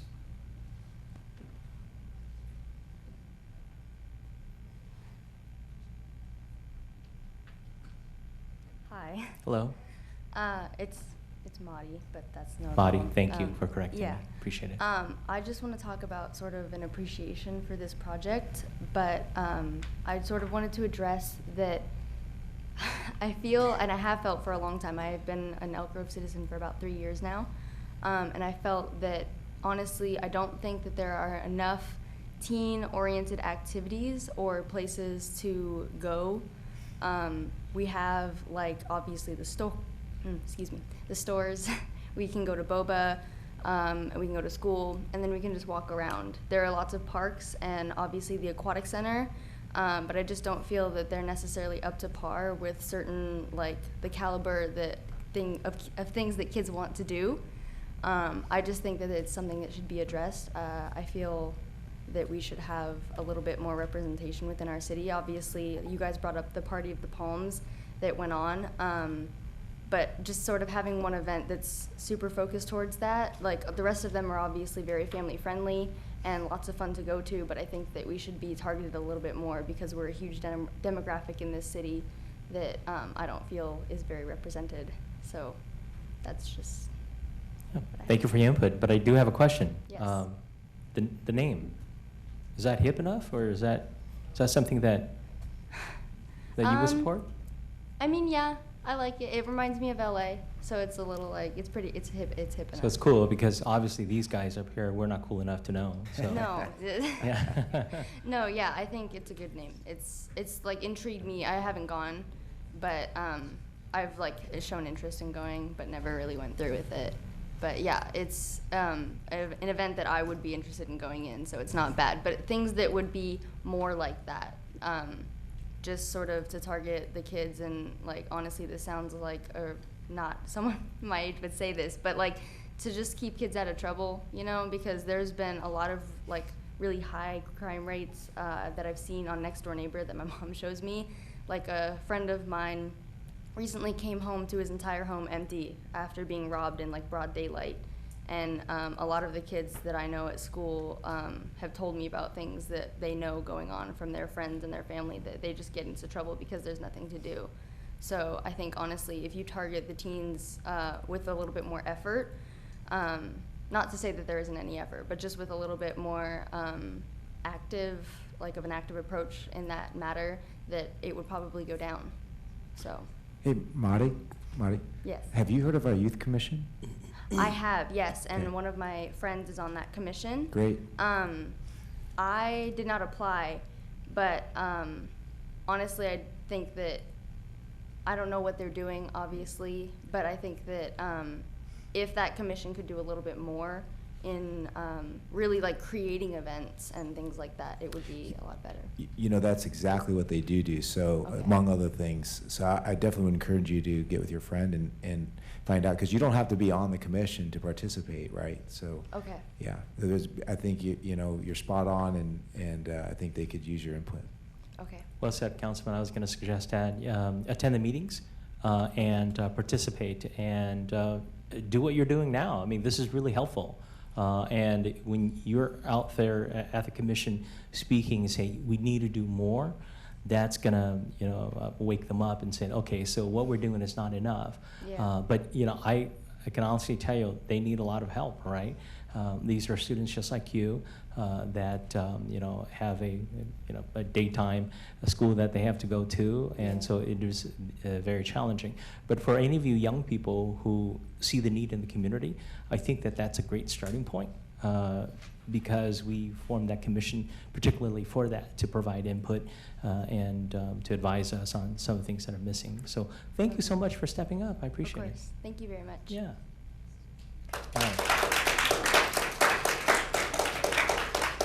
And I want to alert Mr. Clerk, we might want to get her contact information, because Youth Commission, I don't know which seats are up this year, but we may be contacting you. Thank you so much. Seeing that there are no additional speakers signed up to speak, want to close public comment. Council deliberation and direction. Members? Councilman? I like it, I have to say. District 56. I like it as well too. I feel like it gives a lot of history in just the naming itself. It talks about the 56 acres. I think it's easy enough to remember. I liked how they marketed with those examples on how we can utilize it. I feel like the color matches our city here as well too. You know, nowadays there are a lot of things like the city of Sacramento has DOCO, and so though our council member here does not like DOCO, it is the new way, as our young people have said earlier. You know, she liked it, and I think appeasing to them and getting their buy-in, because they are our future, is a huge part of it. So I like District 56. I'm supportive of it. Well, I'll probably be the odd man out. To me, it's too institutional. It doesn't have a lot of, to me, it doesn't have a lot of grab to it. I like the color palettes. I like the marketing scheme. I'm just not crazy about the name. I'll probably be outvoted here tonight, but I would support the district more than I would District 56. But you want the Grove. One other thing. I know the Grove was not fully supported. We didn't have a full council that night, but it's also, we went out to the residents, and they, you know, there was basically a mandate by the residents of the names that were presented to them. Was overwhelming response. And I know that Councilman Hume doesn't like the abbreviated version of the Grove for Elk Grove, but I like it.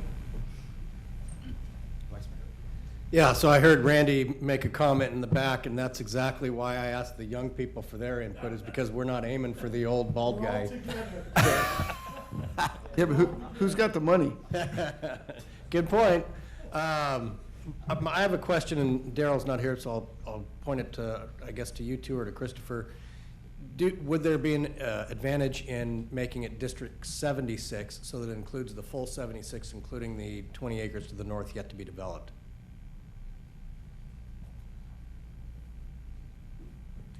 That certainly is an option. As you know, we're going through some master planning exercises now, and we'll have some things to start sharing in the next few weeks with the public for feedback. So that certainly is an option, but I'll defer it to the team that's working on this.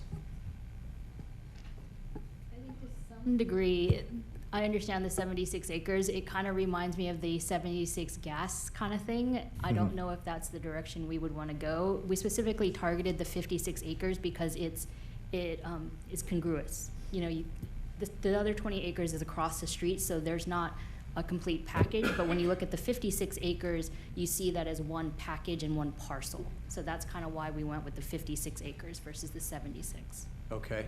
I actually like the sound of District 56. I mean, there's a little like a tempo to it, kind of. That's what I was gonna say. And I guess once we have the name, if it takes hold, there's no reason, I mean, the reasoning behind 56 then becomes irrelevant, and it is just District 56. Well, and something similar happened at the Wackford complex as well. Like, there's a Wackford Dental, and they're not associated with the family. So as you build things and naming goes through it and branding and placemaking happens, and the place itself creates an identity which people buy into. So you're kind of seeing that as a rolling ball that perpetuates energy and synergy as you move forward. So there will be things that we believe will come after that that will latch on to the name and then just kind of carry it forward with its own momentum.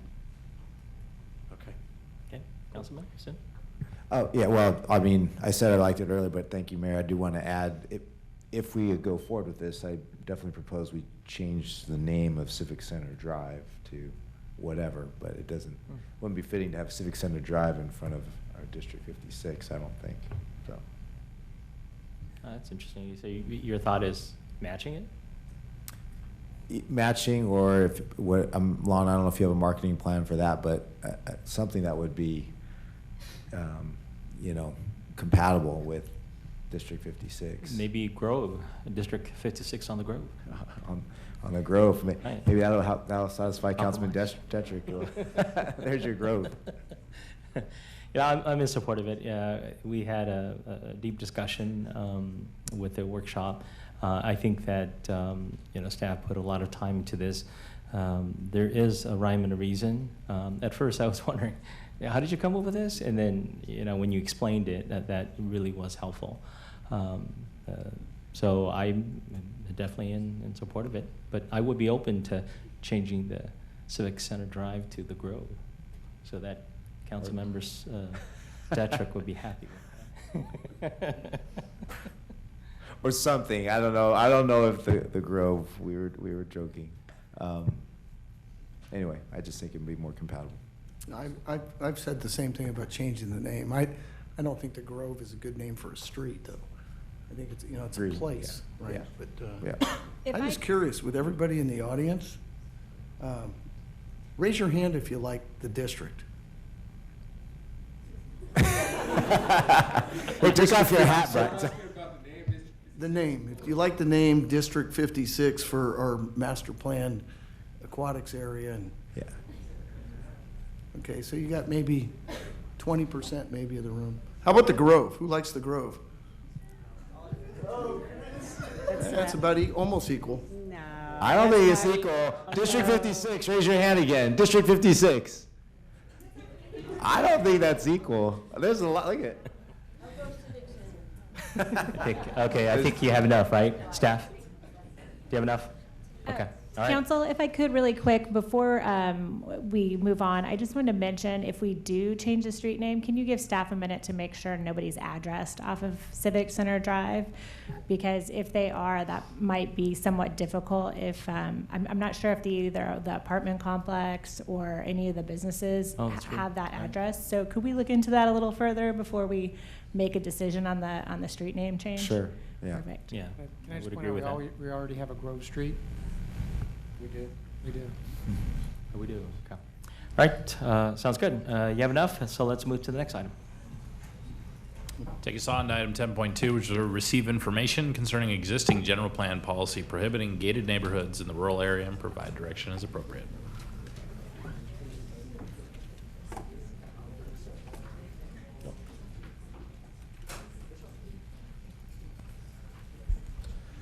Good evening, Mayor, Council, Christopher Jordan. This item comes back to you from request on July 10th to discuss this policy, RA18, which is within the rural area community plan of the new general plan, which states, as up here on the screen, prohibit gated neighborhoods and subdivisions in the rural area. So he asked for this to come back for further discussion and possible direction. A little bit of history here. This was added as part of the general plan update earlier this year, which you adopted at the end of February. The inclusion stems from a request from rural area residents. So there was public comment on the public draft of the document that was out a year ago for this to be included. Staff reviewed it, and ultimately included in the errata of the public draft was the draft language that ultimately became a policy in the general plan. The resident request, just a little bit of context on that. Staff report goes into it a little bit, and then you have a letter attachment from Bill Myers, who is a resident out there and one of the leaders of the Sheldon Homeowners Association. They know that they've done a bit of research on this topic. They have concerns that gated neighborhoods create a disconnect from the people that live within them to the surrounding area. They limit the overall sense of community and interaction with neighbors. Impacts on overall vibrancy and authenticity of the rural area is one of their biggest concerns, and how it may detract from agricultural heritage of the area. So as you're aware, they see this as a very special and unique place within the community, and their concern is that the gated communities would detract from that characteristic, that quality. Staff's done some limited research at this point. Two things we'll highlight. There are some publications from the Urban Land Institute, ULI, one in particular, their Residential Development Handbook, which is a little dated at this point, at least the copy that we have available. But it notes a couple of things in its description, doesn't take a position on it one way or another, but simply notes that proponents believe that these gated neighborhoods are a market response to safety and security issues, so there's a market benefit or market driver for them. Opponents to them believe they increase isolation and fragmentation of communities, and that's what you're hearing out of Bill Myers' letter. There has been some research on the topic. We note one of those studies, which was out of the 1990s, which identifies safety benefits, that the safety benefits from gated communities are more perceived than real. There's a whole bunch of statistical data that these authors put behind it, which we didn't get into in the report. Just a little bit of context. Gated development in the city, staff's aware of over 20 that are in the city today. The majority of those are in the urban areas of the city, only one being in the rural area, and that's the Shires project, as you're aware, was originally approved with private streets, but not as a gated development, and later became a gated development after construction began. Staff is also aware there is potential interest in a new gated subdivision elsewhere in the rural area. So possible actions for council, you could certainly retain the existing policy, or you could provide direction to staff to revise or repeal the policy. Should you choose the latter, it would come back as a part of a general plan cleanup item, which we're working through right now, that you may get in December. So with that, concludes my presentation. Available to answer any questions you may have. Any questions? No questions? Thank you, sir. This time, I want to open for public comment, and I see a couple of speakers sign up to speak. First speaker is Shirley Peters. Following Shirley Peters is Sharon Lyons.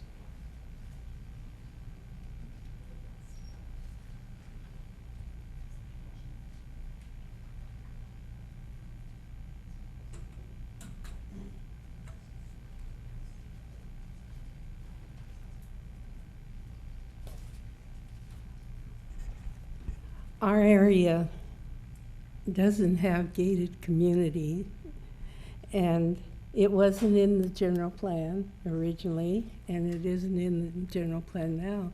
So we really didn't worry about it. So I can't speak for my Gresha organization, but I'll speak for myself.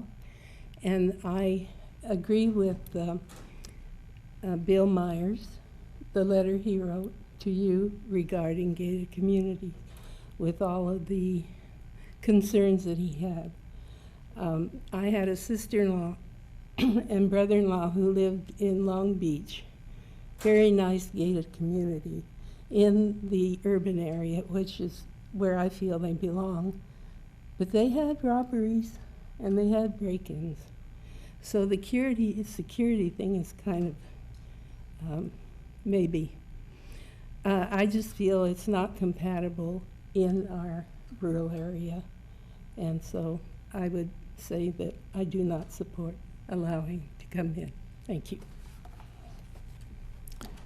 Thank you. Next speaker is Sharon Lyons. Following Sharon is George Murphy.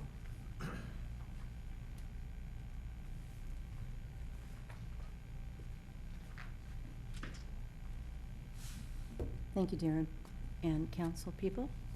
I am going to be quoting from the staff report and Bill Myers because they're well said. Why repeat it? Why not repeat it?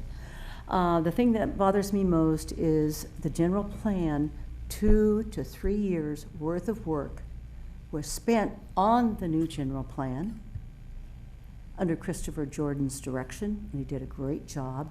It was a huge amount of work. And us rural folks were there from the beginning. If any of you were there, you know that. We were some of the few people that consistently went to meetings, and participated and voiced our opinions. We worked hard on that.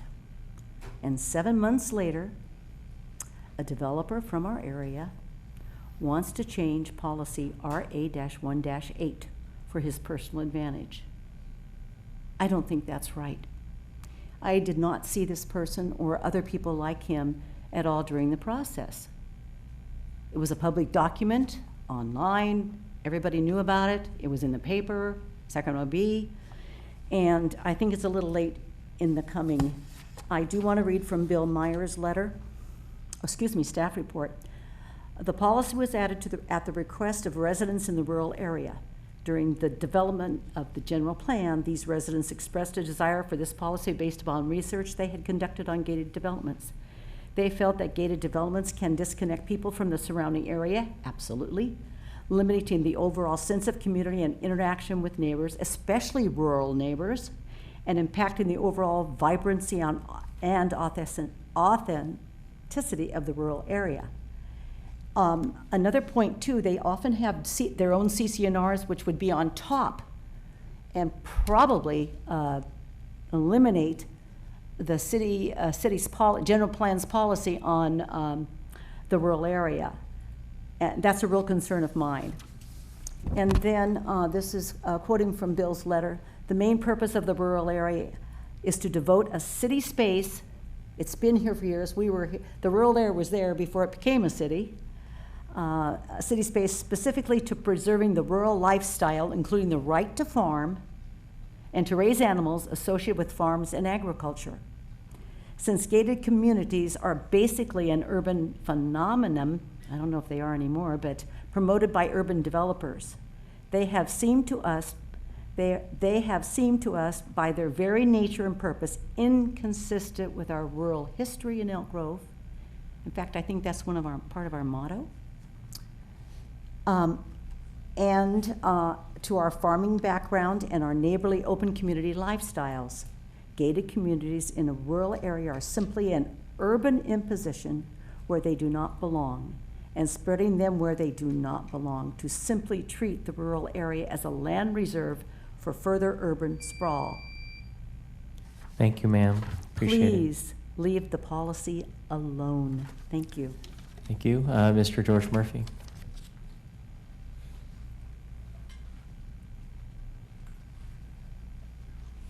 Good evening, Mayor and council members. You know, this last couple of items were a bit of a segue to this. We're talking about community and separation, dividing and division, and bringing people together. So first, I do also want to mention Bill's correspondence, which is included in your packets. And he accurately, concisely, and clearly summarizes the history and rationale behind the rural area residents' objections to gated communities. I support Bill's comments, the rural community's efforts in developing the adopted general community plan and the current policy of prohibiting gated communities in the rural area. As a matter of policy, the city has had a clear objective of bringing communities together, making them strong, connected, and vibrant, not one of separation or isolation. The prohibition of gated communities in the rural area helps achieve these goals. It's only been a matter of 6 or 7 months since the general plan was adopted, after almost 3 years of input and scrutiny. Not one question or objection was raised regarding this policy. I see no reason to change this policy for the potential benefit of a single individual. To paraphrase Councilmember Hume, his decisions are based on doing the most good for the most people while doing the least harm to the fewest. Changing this policy for the benefit of a single individual would ignore the purpose and policies designed to maintain and enhance the rural area. There is no community desire to amend the current policy. Again, I support maintaining the prohibition on gated communities in the rural area and directing staff to take no further action. I do have 2 side notes. Congratulations again, Chief Albright. And Jennifer, congratulations to you too. We miss you at PC, but you left us in good hands. So congratulations to both of you. So thank you. Thank you, Mr. Murphy. Seeing that there are no additional members of the public signed up to speak, I want to close public comment. Council Relation and Direction. Members?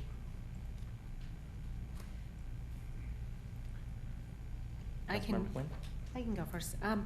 You know, back when I first got on the council, I appreciate Commissioner Murphy, Miss Shirley Peters, and Mr. Bill Myers for spending a whole day with me and taking me around the rural area. We literally were there from the morning all the way up until the afternoon, had lunch, and came back and they showed me even more. Their appreciation for the rural area and their passion for wanting to keep it that way and the lifestyle. I appreciated them giving me just the history behind it.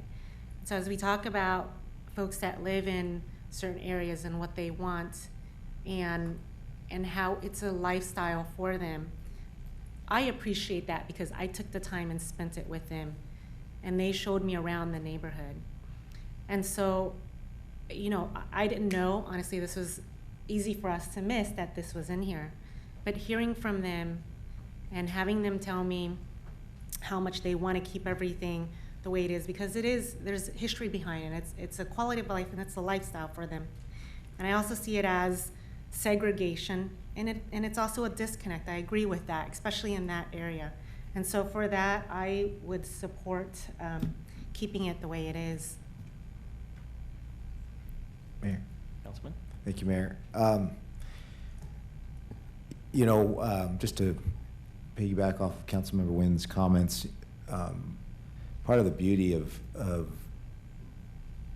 representing the entire city is that I spend my time all over the city, which can be tiring, I'll be honest, at times. But as Councilmember Wynn mentioned, you know, we've gone over there. Shirley, we sat with you and Sharon and Commissioner Murphy out there in the Sheldon area, and although you know I live over on the west side, and I mean I choose to live where I live, but I definitely have an appreciation of the rural community.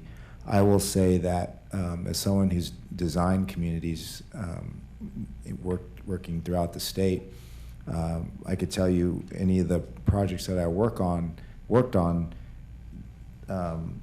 The gated communities were never for security, as some of these authors mentioned. I mean, it was more about being able to design roads or infrastructure that didn't meet city standards, and thus city would not maintain that infrastructure. So you had to gate it and then have private maintenance on those facilities. So recognizing how important it is to the folks in the rural area that they not be allowed to do that. I think also have a gated community and recognizing that you would have to maintain city standard infrastructure in that area, I think would be a good thing as well. So I'm okay with keeping it as is. Thank you, sir. Vice Mayor, Councilman Detry. Yeah, I'll just point out that the one community that is gated within the rural area was actually approved to not be gated. They went ahead and gated it, and then we kind of just kicked rocks and said it was not worth the fight to try and get them to take it back out. I have no issue with gated communities one way or another. I don't think that they're about safety and security. I think they're about exclusivity and affluence. And so, you know, you see areas like Granite Bay and others where in large properties that could be 2 acres or more in size do have some sort of either a guard at the entrance or a gate. So I'm not anti-gated communities, but if the citizens prefer to keep it as is, that's fine by me. Okay. Member Detry? It's a little hard to ask me about gated communities since I live in one. For full disclosure, I find it interesting because I do find a sense of additional security living in a gated community because it's not open to through traffic. I mean, from a police perspective, I don't know if there's enough documentation. You could probably say, you know, that you're locking the criminals inside the gate. You know, you could have all kinds of ways you could spin this whole thing. I don't look at it as being, you know, if you have a rural street that's a dead-end street, people in general aren't going to go down there. You're going to know your neighbors on your street, but you may not know your neighbors on 2 streets over because you're on 2, 5, 10, 40 acres, whatever it may be. And if I'm not mistaken, you can put a fence up around, whether it's 2 acres or 10 acres or 40 acres. And if you have a private driveway, I imagine, I don't know if can you put a gate in the rural community on yours? If you, let's say you had a 5-acre parcel and you wanted to gate your private street? Yes, you could put a gate across your private driveway, yes. So I mean, there, and I know that on the fringe of the rural area, you know, there's a you know, you've got quite a few gated communities that are on acreage. So I don't have a huge problem with it as long as they meet all the criteria to be in the rural area. I mean, you take by George's house, you got Chambray that really there's a one-way street through there, but everything around the whole perimeter pretty much has fences, and they're wood fences. You know, they're not like they're wrought iron or a decorative fencing. So I mean, there's all, and that's in the rural area. So I mean, there's all sorts of different options. I try to look at things as kind of property rights, you know, so I mean, if I had 40 acres and I wanted to kind of split that up and make a little community that would, whether I was going to be a builder or just sell it lots outright to individual builders. And if I'm not mistaken, do we have any applications in for gating any communities in the rural area right now? Darren just stepped out. I'd have to defer to him, but I'm not aware of any that are pending. Because I thought the Kiwanee property was looking to potentially want to seek gating. You're talking about the project, the northeast corner of Sheldon and Waterman? Yes. So that was approved as public streets. So once I believe they did come in and request that after the maps had started recording, the dedications of public right-of-way had already occurred. And they had actually started selling properties at that point. So the process to undo all of that is more complicated at that point. You have to get all the other owners in agreement, and they have to have the covenants in place and the financing mechanisms in place. Much harder to do once you start recording maps. So I don't have a lot of heartache over it. I mean, I'll go along with whatever the council says. I mean, I understand what, you know, George and Shirley and Sharon said. I respect that, but I think that the whole premise is adhering to the spirit of the rural area, which is 2-acre minimum. And I think if people are doing that, and we're going to build nice homes in a nice neighborhood, one of the areas that we're lacking is upscale homes in Elk Grove. And those are the kind of things that attract executives to come to a city like Elk Grove, is living in executive housing. And some people, you know, whether it's real or not, they perceive that they feel safer if they're in a gated community, especially if their wife and kids are at home by themselves during the day or at night when they're on business trips. But yeah, I'll go along with whatever the consensus of the council is. I mean, it doesn't make heartache for me one way or another. So the only gated community that I've ever lived in is an apartment complex that's gated. And I know it's not really similar in comparison, but one thing I did notice is I didn't feel any safer. In fact, gated communities, what I found when I was looking for a house in Elk Grove is there seems to be a lot more restriction. And the kind of parties that I have at my house, you know, I like to invite extended family members and park all over the streets. And so personally, I don't really prefer gated communities, but I think this is a different issue. Being that the rural area, when I moved into Elk Grove, was specifically because I saw that as a unique aspect of Elk Grove. I wanted my boys to be able to understand that milk comes from dairy cows, not from the supermarket. I want them to drive 5 minutes and be out in the open and be able to understand that this is what an all-American city looks like. And so I've always been very supportive of the rural area, and that really is what makes Elk Grove stand out. But that being the case, I'm in favor of leaving it alone. All right? Okay, you have enough? Yes? Okay. All right, let's move to the next item. Takes on to item 10.3, which is to receive a presentation regarding zoning code standards regulating fences. Good evening, Mr. Mayor, members of the council. Shane Diller, Development Services. We will transition here from gates to fences. Here we go. So we're here to talk this evening and get some feedback from council in regards to our fence standards, specifically the street side yard fence.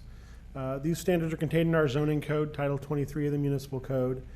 And street side yard setbacks are minimum distances measured from right angles at either the back of the sidewalk or the property line where structures and fences can be placed. The code, neither the state building codes or our local codes require any permits or inspections for fences that are built 7 feet or lower. This item is brought at council request. We currently have a number of code enforcement cases on hold related to street side yard fence setback violations. And we're going to present a little bit of information about the standards themselves and some of the enforcement history. And the recommendation staff is making this evening is to make no changes to the code. Here's a comparison that shows what regionally how we compare to other agencies in regards to this standard. You'll see that most of the agencies have a setback of 5 feet. Some have a 3-foot setback. And the city of Rockland does have no setback like the other agencies do, but they also prohibit encroachment into their clear vision triangle, which is an area that's protected near the intersection of a street and a driveway or 2 streets, so that nothing can be grown or built that would impede vehicle traffic. The reason why street side yard fence setbacks are established are to prevent a walled or tunnel effect in neighborhoods and providing a visual buffer to the street or the sidewalk from the properties themselves. This tends to create a more pleasant experience for pedestrians, and I'll have a couple of photos to illustrate this effect here shortly. We also have side yard setback requirements in place to help protect easements. There are utility easements. The 5-yard standard we have doesn't fully protect the easement, which typically runs 12.5 feet, but it does provide some protection so that the crews could work without having to intrude on the property in many cases. If the fence, in cases where the fences are built all the way to the back of the sidewalk, the utility work that may have to occur, it would be done at the expense of the owner. So this illustrates the distinction between having no setback. The photo on the left is taken in one of our older neighborhoods where the original county standards did not require a setback unless the project design standard specifically required one. Then the home could build a fence, at the time no more than 6 feet high, right up to the back of the sidewalk. And then on the right you see illustration of what our current design standards and zoning codes are trying to accomplish in regards to accomplishing a landscape buffer area along the sidewalk and up to the fence.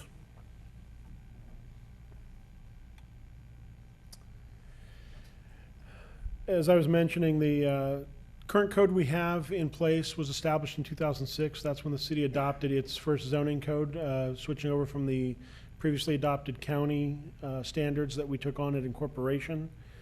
The distinction between what was allowed prior to 2006 and now leaves us in a situation where properties have, where certain segments of the city, primarily in the older parts, have properties that can have the back of the foot setback. This standard is considered legal nonconforming, meaning those properties do not have to move their fence back, and unless they were to raise the height or do something else on the property that would lose their grandfather status, they're held to the old standard and can keep the 0 foot setback. There is some confusion that this brings, both the fact that no permits are required and the fact that there is a large chunk of the city where the old standard is in place can bring confusion for property owners and builders when they see the old fences and think, well, you know, I'm losing some feet on the side of my property to this, this setback, and I see that others are not subject to that same loss. The council has considered this standard previously in 2008 and in 2016. At both times, the council direction was to keep the standard in place and enforce it, with the minor change that we received direction to in 2016, which is to adopt a standard which we have where the fence can be at the back of the sidewalk if the area above 3 feet of the fence is made of an open tubular metal. We haven't seen anyone adopt or implement that standard at this point, because it does leave the backyard open unless there's open visually, unless there's some landscaping that is put in place inside the fencing. But that is our current standard now of 3 feet of solid fence, and then above that open-faced metal tubular fencing up to 7 feet. Code enforcement has had 298 specifically cases since 2006 related to these setback standards. They're enforced reactively, so we only enforce these when we receive a complaint. The Overwhelming majority of these, like all code enforcement cases, do correct with voluntary compliance once the property owner is notified, either at the courtesy notice stage or the notice and order stage. The property owner usually gets with the code enforcement division and works out a time frame for compliance and does come into compliance.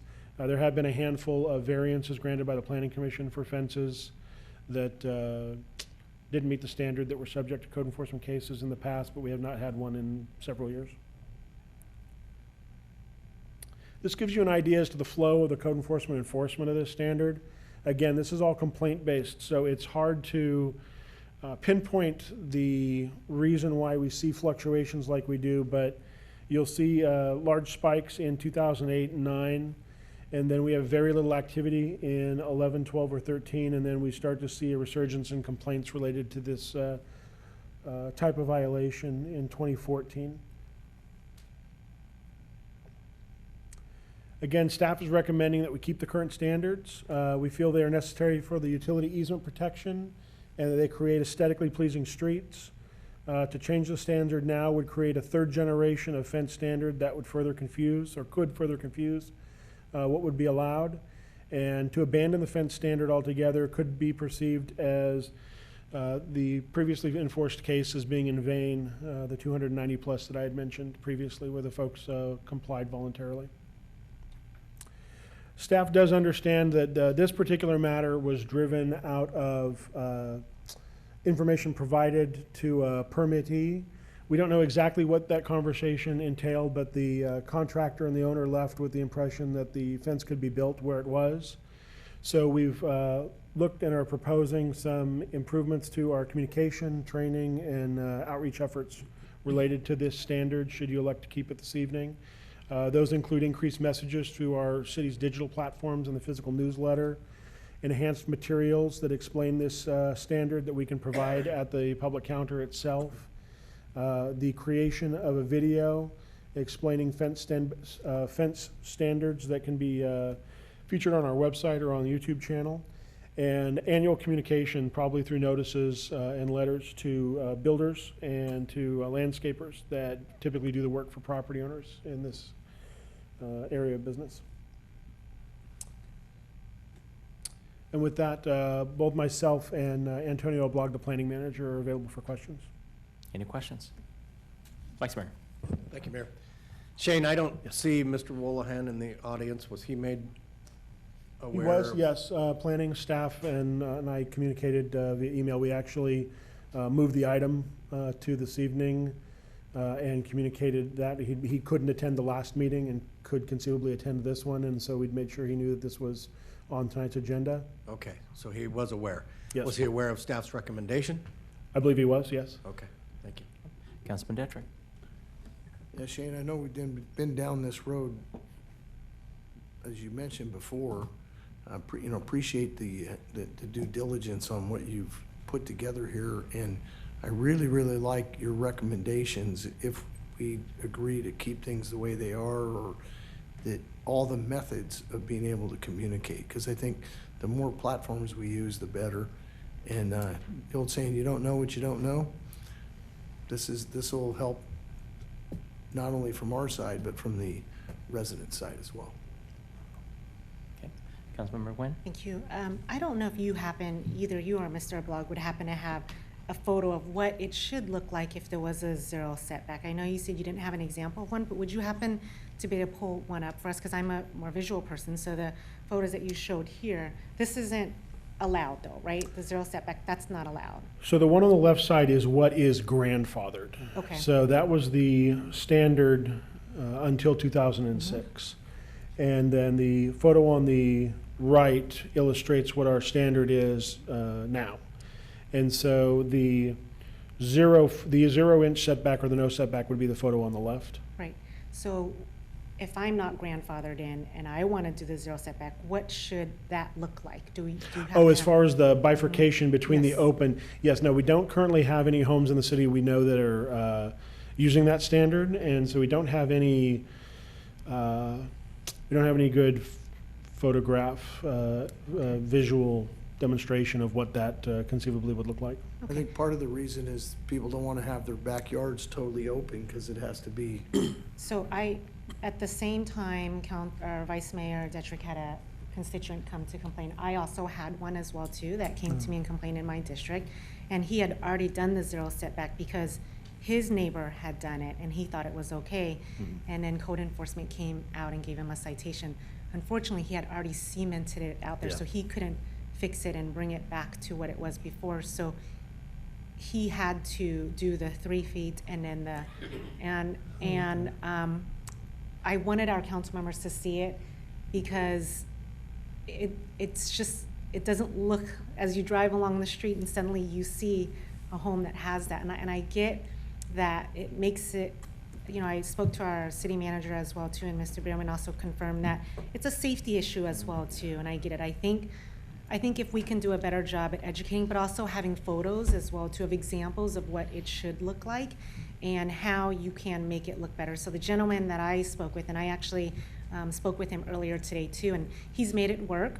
He has young children, and so he didn't want to do the 3 feet and then the iron gate. Metal tubular. Yes, the rest of the way, because he wanted his children to be able to play in the backyard, but it would be very visible for folks if he had it that way. So he was able to do the weaving, but I think how he did it would be a great example of how others in the city can do it. So I'd be more than happy to get photos or give the address, so that way you can give me that, I would go out like there and to, take a look at I'd it. like to get an example of that. Yes, yes, but I think I think we said in here there'd be newsletters, there'd be videos, maybe even doing a pamphlet with what it should look like would really help, because he really had a really hard time trying to figure out how to make it work. And the photos that he sent me did not look pleasing in any way, and I wouldn't want that in my neighborhood, but he's been able to make it work. And so I tell you that because I hope if others decide to do that, that they can use what he did as an example. So I'll get that to you tomorrow. That'd be great, thank you. Okay. No else? Good. All right. I support your recommendation. Makes sense. Yep. All right. At this point, I want to open for public comment. Seeing that no members of the public have signed up to speak, I'm going to close public comment. And I'm trying to, well, I guess that's direction. That's good. All right, let's move to the next item. Take us to item 10.4, which is to receive an update on City Council priority projects.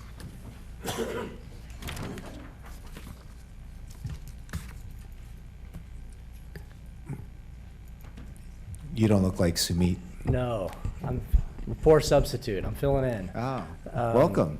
Want to thank Sumit, though, for preparing this presentation, as well as Christopher Jordan, who's been working on this. Thought it'd be appropriate for me to give the council an update on how things are progressing. If you'll recall, the council had a treat with executive staff, members of the public earlier this year, discussing the city's mission, vision, goals, priority projects for this fiscal year as well as next fiscal year. Final adoption occurred by the council in April. We plan on, this is kind of our first update for the city council. We plan on doing a biannual update for the council and the community with how we are doing as far as progressing the goals and objectives of the city council and the priority projects that were established. So the information is on our website. We'll keep that up to date, and we'll come back to the city council and make brief presentations about how we are doing and accomplishing those items. So I won't go through all the detail here, but just a reminder, we do have the city's mission statement here is providing exceptional services that enhance the quality of life for all our residents and promoting a thriving economy in an efficient and cost-effective manner. The vision statement is Elk Grove prioritizes superior quality of life for all that builds upon the community's diversity and heritage through safe, welcoming, and connected neighborhoods with a variety of residential, educational, and employment choices and amenities that create a sense of place. There are four main city goals. The first is a vibrant community and sustainable economy with diverse businesses and amenities. Second is a safe and resilient community. The third is a high-performing organization. And finally, a city with infrastructure that meets its current and future needs. And each one of these items is broken down into kind of sub-items that support that main goal. I won't go through each one right now, but they are up on the screen, and again, they are up on our website. And again, this is the safe and resilient community. items focusing on public safety as a top priority of the city council. This speaks to high-performing organizations, speaks to how well we do business, how transparent we are, and how we safeguard taxpayer dollars. And then making sure our infrastructure is up to date, maintained, that potholes are filled, and we're building and supporting amenities that meet the needs of our community through things like the new animal shelter and Civic Center and other things. There are 29 priority projects. They're deemed as high priority. Again, this update covers a period through June 2019. We have 5 different categories: civic amenities, transportation, community development, community safety, and city operations. And for me, I do a lot of presentations out in the community and with our city employees and everything else, and this is a really excellent summary. If somebody wanted to know, what are you working on? What is the city? What are your highest priorities? What are you doing? This is an excellent list, a really short way of getting a synopsis for the community about what it is we're doing and what are our priorities as a city. So I'll go through a few of those, but again, I would direct people to the website. So speaking of amenities, Aquatic Center obviously opened up this summer, tremendous amenity for the community. Nature area is final, we're in final design of that. We hope to be under construction in 2020. It's going to be another significant amenity for our community, that southern extension of our new District 56. I almost said Civic Center, and take a while to get used to the new name. District 56. Another project that's under construction, those of you that commute up to Sacramento, it's going to relieve some congestion going that way eventually. It's going to be a long project, but it'll be a great project when it's all done. The HOV lanes up I-5. We already mentioned tonight the RTIC, the Real-Time Information Center, that's really paying dividends for our public safety in our community. That's operational. Some other accomplishments that we've done just in the last really 6 months. One is the adoption of an intelligent transportation system master plan, the development of an autonomous vehicle plan that we brought back to the council last month, a new crime analysis system. We need an update on the 200-year floodplain, increase the city's minimum reserve for economic development uncertainty policy from 15 to 20%, from 20 to 25%, and the creation of a 5% opportunity reserve. A few of the projects that we have underway right now: the animal shelter is nearing completion. The community center also, both of those will open up this fall.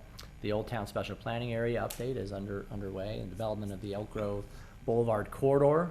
The Ridge opened up, and the next phase of those shops will be opening up soon. We're also doing some design work on our 20 acres just north of the Civic Center that we're excited about, moving that one forward. So we're seeing a lot of activity and interest. We heard from Dignity recently of their intent of bringing their hospital forward in the near future, and so that corridor is very active and lively, and we're actively planning for that. The bus rapid transit feasibility study you're going to hear later tonight. I already mentioned the Real-Time Information Center. Here's a few other just high priority of the items that are on the high priority list. Again, if you wanted to tell your neighbor what it is the city is working on, this is the list. These are our highest priorities. So the Old Town Plaza, Camera Road, and this is in no particular order, right? This is just the list. So White Lock Parkway Interchange, Elk Grove Boulevard Streetscape Phase 2, that's down in Old Town, the Bicycle Pedestrian Trails Master Plan update, Mobility Resiliency Plan, Light Rail Extension into Elk Grove, Railroad Street Revitalization in Old Town, the Design Guidelines Update, Camera Road Urban Design Study, citywide bandwidth capacity, City Police Staffing Plan implementation, continuing to augment and enhance public safety, space needs analysis for future growth of the city for city offices as well as police department needs, our diversity audit and inclusion strategy, which is underway. The study's been completed. We're now implementing it.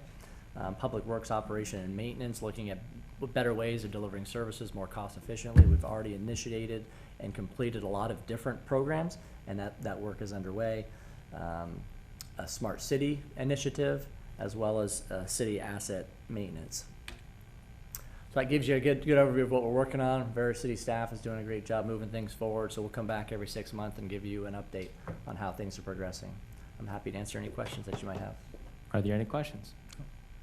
Vice Mayor? No questions, just please pass on my appreciation to Sumit for what a wonderful, and to Christopher for an excellent, like you say, synopsis of everything that's going on in the city right now. Absolutely. Yeah, great work, everyone. Councilman Detra? You know, Jason, I think you could probably maybe within the last 2 years, there was a resident who came and spoke and said, you know, they don't know what the city has really accomplished. And I know that's when you put together, when we have, at the one point in the year, you bring all the past projects. In the CIP? In the CIP. Yeah. And then to see what we've got on the books and moving forward. And it's pretty phenomenal when you look at all that's transpired, not only in the past, but where we're going in the future. And obviously, this year and next year is probably 2 of the bigger years in the past 10. So I really appreciate all the work with you and the rest of the team, and you know, thanks for the update, because I think sometimes, you know, I find myself, I sit up here and you go, man, I feel like I've been involved with a lot of stuff, but you just don't remember how much till you actually see it in front of you. Yep. So really appreciate the extra time that you and the team put together on this. Cool. Thank you. Okay. Anyone else? Good. All right. At this point, I want to open public comment. Seeing that no members of the public signed up to speak, I want to close public comment. And just wanted to add, you know, again, thank you. This is a very good summary, and this is something that will be beneficial in referencing when I'm out in the community talking to folks. So thank you, Jason. All right, next item. Take us to item 10.5, which is to receive a report on the Bus Rapid Transit Early Implementation Study.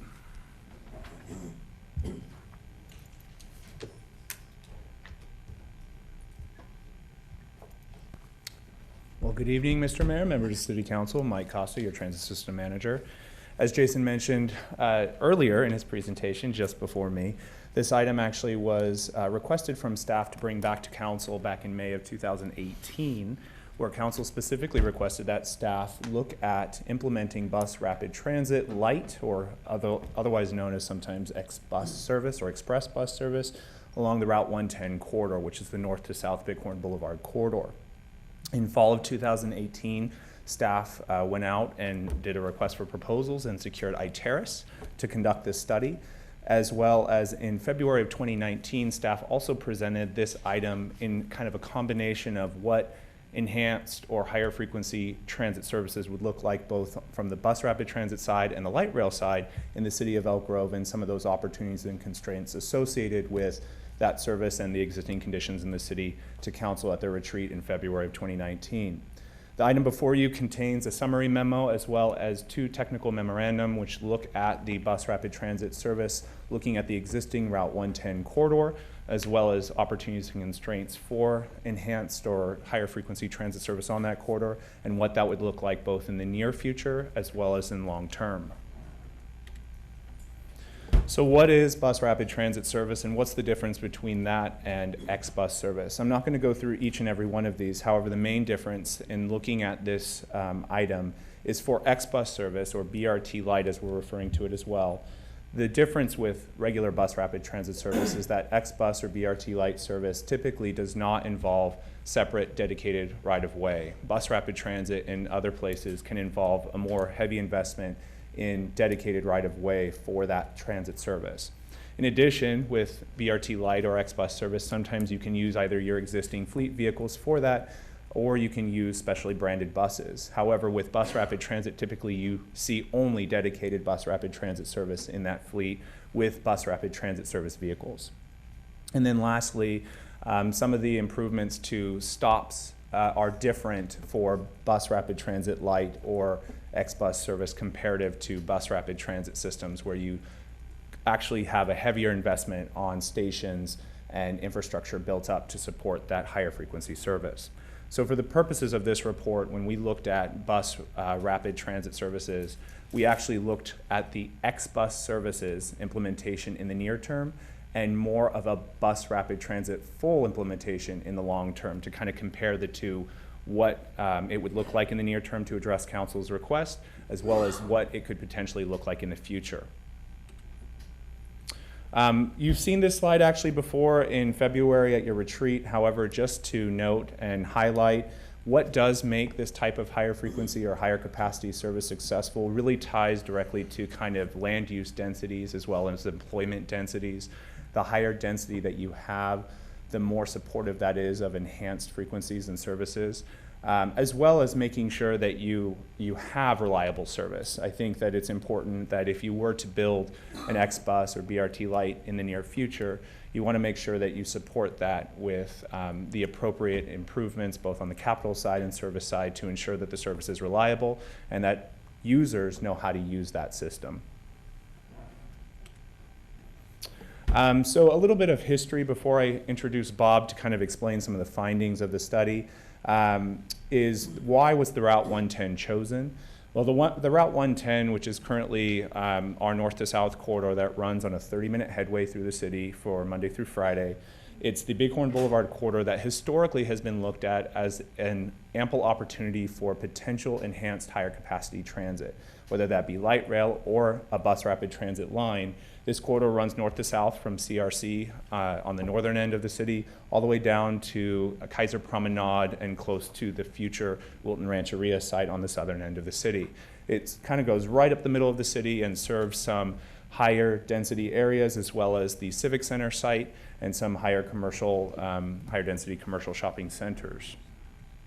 And now I'm going to go ahead and actually introduce Bob Morrison, who's the transit project planner on this, to kind of discuss some of the findings, both related to the existing corridor as well as what we saw in our BRT study. Good evening.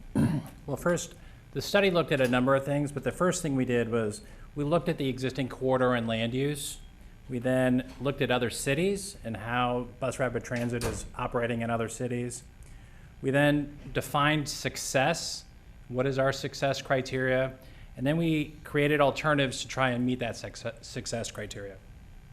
So as Mike said, the Route 110 corridor currently has about 160 riders per day on average. And then during peak months, it's around 250 riders per day. The density along the corridor is about 1.2 dwelling units per acre, and the average employment density is about 1.6 acres, employees per acre. And that becomes important in defining how many people are going to jump on the bus rapid transit. So with that, we also then went to the transit capacity quality service manual to say, what is the desired minimum to have a successful BRT or X-Bus service for densities? And right now, within the industry, it's 3.0 dwelling units per acre, and employees of 4.0 dwelling units per acre. At complete build-out along the Bighorn corridor, as it stands today, we're projected to be at 1.5 dwelling units per acre, or roughly 3 employees per acre. So then we looked at Eugene, Fort Collins, and Grand Rapids to say, these are 3 success stories that have been out, and they've been operating for a while. And you can see that their riderships within the first 3 years are 10,000 a day, 4,600 a day, and 2,500 a day. But they spent millions of dollars on their corridors. They spent, the cheapest was 40 million, the most expensive was 150 million. And we're not looking at that. So we then said, what are the performance criteria? What do we want to accomplish? And so we looked at the comprehensive operational analysis done in 2017 and said, we want 20 and 20. We want 20% annual operations and maintenance costs through the fare box, and we want 20 riders per revenue hour. You've established that criteria. Let's see if we can find some alternatives to meet that criteria. So the first thing we looked at is do nothing, right? That's always an alternative. But then, per direction, we looked at what does a BRT Lite look like? And that would include increasing the headways, or headways meaning frequency. You'd have 15-minute headways. You'd improve your stops. You'd improve your stations, key stations. And you'd increase your signal prioritization, which would allow the buses to run faster. So you're going to have more buses. And you'd eventually purchase 2 new buses. At the same time, you'd increase your marketing and branding along the corridor to let people know you're there. We then looked at what's the ultimate look like? What can we do in 2036 when the entire corridor is projected to be built out?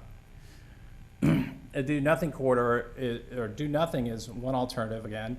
But then we said, how can we improve even further? And really at that point, what it becomes is it's branding and making access each site more accessible and have curbside pullouts so the buses can come in and stop and folks can get on much easier. With that, what we then looked at is, well, the first two lines here are the existing condition. So the first line is the existing condition. The second one is what can we do in 2020? So these are the near-term scenarios. So in the current ridership per hour is 8. We have roughly 8 riders per hour with a fare box recovery of 16%. So that's the baseline, what we have today. And we currently spend around $480,000 in annual operating expenses. If we were to buy 2 new buses and really start branding and improving the stations, it would cost $2.8 million. And your ridership per revenue hour actually goes down. You're gonna have more riders on the line, but because you have more frequency of buses, your ridership per revenue hour goes down. So then your fare box recovery, because you're spending more on buses, isn't quite as robust. We then said, well, let's look at the ultimate condition. When everything's built out, these are the last 2 lines. The future build out in 2036, if we just did nothing and we continued the Route 110 and just let the corridor mature, we would have the ridership revenue per hour, or ridership per revenue hour, excuse me, would be around 20, with a fare box recovery around 23. But if we were to build out and allow the build out to continue and add all the BRT elements, it would be roughly $9 million, because you take the 2.8 and the 6.2. You'd have to put in $9 million bucks. In 2036, you would get that ridership per revenue hour of right around 25. And you would be able to get your fare box recovery. So then we said, well, hold on, let's take a look at what can we do with the existing Route 110 as it is today to improve its ridership per revenue hour and fare box recovery. We said if you spend around $1.4 million, and essentially it's branding that you would be spending for that and improving number of the stops, you can increase your ridership per revenue hour to 11 per revenue hour, and a fare box recovery would approach that 20 milestone of 20%. So with that, we then went back and looked at, okay, and it may not be a fair comparison because we're not spending the millions and millions of dollars, but the ridership within the first 3 years would increase from 250 riders per day up to about 350 riders per day if you were to implement the 2 additional new buses and spend that $2.8 million. At the same time, your operation expenses are going to go up about $600,000, so to go up from around 4.8 to around 1.08, excuse me. With that, I'd like to turn it back over to Mike to discuss scenarios.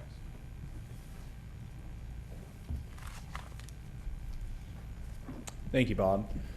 So as identified too in your staff report, the 3 alternatives for council's consideration this evening are scenarios 1, 2, and 3 before you.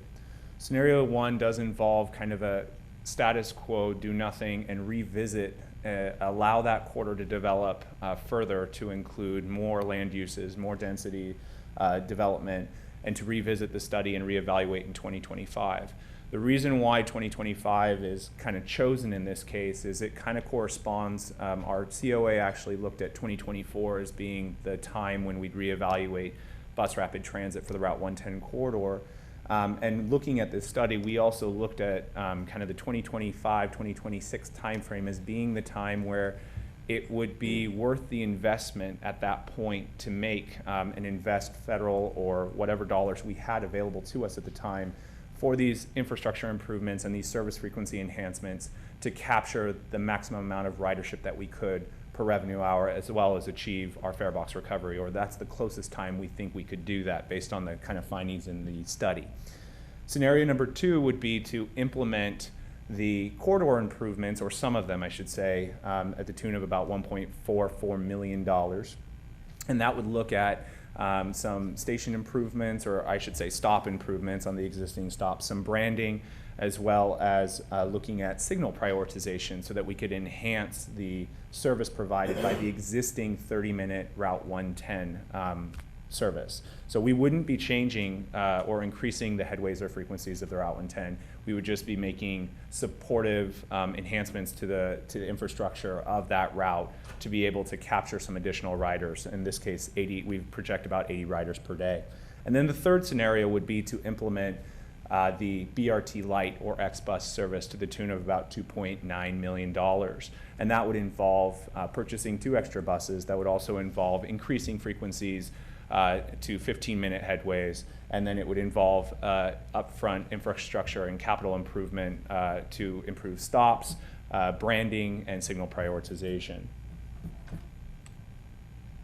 The fiscal impact for these scenarios, of course, scenario number 1 has no additional cost to the city at this time if we were to hold the current route service and then re-examine this service in 2025 after the corridor has been allowed to development. However, there are costs associated with scenarios 2 and 3. The capital costs associated with scenarios 2 and 3, of course, have been identified.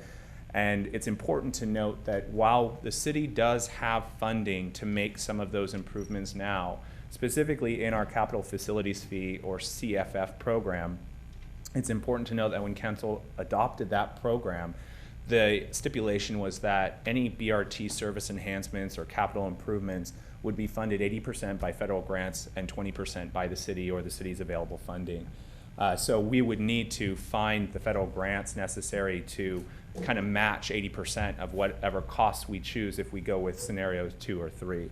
And then of course with scenario 3, where you're improving your headways to 15 minutes, there's an additional $600,000 that we have estimated it would cost the city to operate that frequency tomorrow, essentially, or within the next fiscal year. So those are the costs associated with the scenarios 2 and 3 that have been identified in this study. Based on all of those findings and based on the existing conditions in the corridor, staff does recommend pursuing scenario number 1, which would be to reevaluate the study at a later date in 2025, which would allow the corridor to further development to be able to support that enhanced or higher frequency transit service. In addition, during this time, that will not prevent staff from looking at ways in which we can still improve the corridor and looking at any potential funding opportunities pending our resources to be able to look at either signalization or bus stop access improvements or even marketing and branding. And we can continue to do that between now and a reevaluation of the service in 2025 if that is the scenario that council chooses tonight. So with that, this concludes my presentation. I'm available for any questions. Bob, and I even have Ryan from Iteris, who's also available to answer any questions that council might have. Question from Councilman Detrick. Yeah, Mike, thanks for the presentation. It's very interesting. With us negotiating with RT, and then potentially if they end up taking over the service, how would this be impacted? So I think with a negotiation with SAC-RT for annexation in the near future could involve requesting or requiring SAC-RT to reevaluate the service or even to continue to make service corridor improvements or continue to contribute to possibly a funding source that would enable the city to look at investing more capital in that corridor. I think it is subject to a negotiation at annexation. Anything I think could be possible to negotiate with SAC-RT. It's what would they be willing to accept responsibility for, but I don't think it's off the table to be able to negotiate that in. Okay, thank you. Okay, Vice Mayor? Yeah, thank you, Mayor. I got a question, Mike, with respect to the density of dwelling units along Bighorn. I'm pretty sure the least dense zoning designation of anything that's built out over there is an RD4, more likely RD5 and above. So do we get at the 1.5 DUs per acre because we're netting out schools, parks, streets, creeks, everything else? Sure, I'll go ahead and defer to Bob on that, but there is a method behind that madness. So we looked at within a half mile on either side of the corridor, they literally counted rooftops and then said, here's how many rooftops and dwelling units there are, and included the amount of square footage. And so we didn't pull out schools, we didn't pull out the Civic. So it's just gross acreage? It's gross acreage because that's the driver is people. getting on the bus. And so rooftops are literally what matters. Okay. Thank you. Any other questions? No? All right. Seeing that there are no additional questions, want to open public comment. No members of the public signed up to speak. Want to close public comment? And any additional direction to staff? Members? Just a Councilman? quick comment, Mayor. Thank you. Yeah, I will definitely go with staff recommendation, and I appreciate Councilmember Detrick's question about annexation into RT. I think it's definitely something we need to consider. But as you look how much just mobility is transforming, right, with Uber, Lyft, scooters, I mean, who knows what's going to happen in the next 5 years with transit. I'm a big proponent of us starting to make these investments, transit investments in our city, because I think as growth comes, you don't have time to catch up. So I'm really grateful, Mike, to you and your team for doing this study and giving us the data, even if it means it tells us, hey, let's just sit tight for now. So it's good to have, and I would add that if we move forward with annexation to RT, we do negotiate something in there that utilizes this data as we move forward. So thank you. So I really appreciate this information. It is certainly helpful, and I've been a big supporter of BRT, and I think that it's good to start thinking about this. But I'm at a point where I'm sticker shock as well. I would support staff's recommendation, wait and see, and then go from there. Okay. All right. Let's move. I think you need to have a consensus from the council. Do we have a consensus? Well, to wait and see. We haven't finished our I'm sorry. deliberation. Go ahead, Councilman. I have a question maybe that either Mike or even Pat could possibly answer. How is the ridership now that the light rail is down to the college? Is the ridership ever gotten to the level that RT was hoping for? Councilmember Detrick, just to confirm, are you referring to our ridership on a specific route, the Route 110, or are you referring to ridership on light rail? Light rail. So if that corridor, because that's the corridor that you'd be feeding, is up to light rail. Have they received the ridership that they were hoping for when that was extended down to the college? The only information that I have right now, and I can look into that further for you, is that overall I've been informed by SAC-RT that their light rail riderships have gone up recently. I don't know if that's specific to the Blue Line, and I'm not sure exactly if it's tied directly to it coming to Elk Grove, but I can look into that further for you. Do you have any input on that? Yeah, I would just say I can't speak to with respect to projections before it was built, but I can say that other than the uptick that we've seen recently, that generally light rail ridership is down. Okay, that's kind of what the impression that I had. I've been a huge supporter of using bus rapid transit, but it has to make business sense. I mean, I look at the numbers that were on there compared to other cities, and ramping up to 20 riders per hour is pretty low. And that's one of the complaints that I get from a lot of residents, that they see our buses quite often riding around empty or with one or two people on them. So I mean, everybody wants to have a Cadillac public transportation system, and that's fine if it's going to be used. But to run a robust system throughout our city and not have everybody use it is rather disappointing. Mayor. But I recommend staying with staff's recommendation and reevaluating this and looking, if we move forward with annexation, what that feasibility may be with this report. Councilman Sin, and then Vice Mayor. Yeah, I just wanted to add on to Councilmember Detrick's comments, because I do agree with you overall. We want to make the best investment that we can return for our investment. And the only caveat I'd say about that is I don't think the light rail system is done complete for us, our city, in terms of having convenience, in terms of being, the fare box recovery and where do you go once you get on.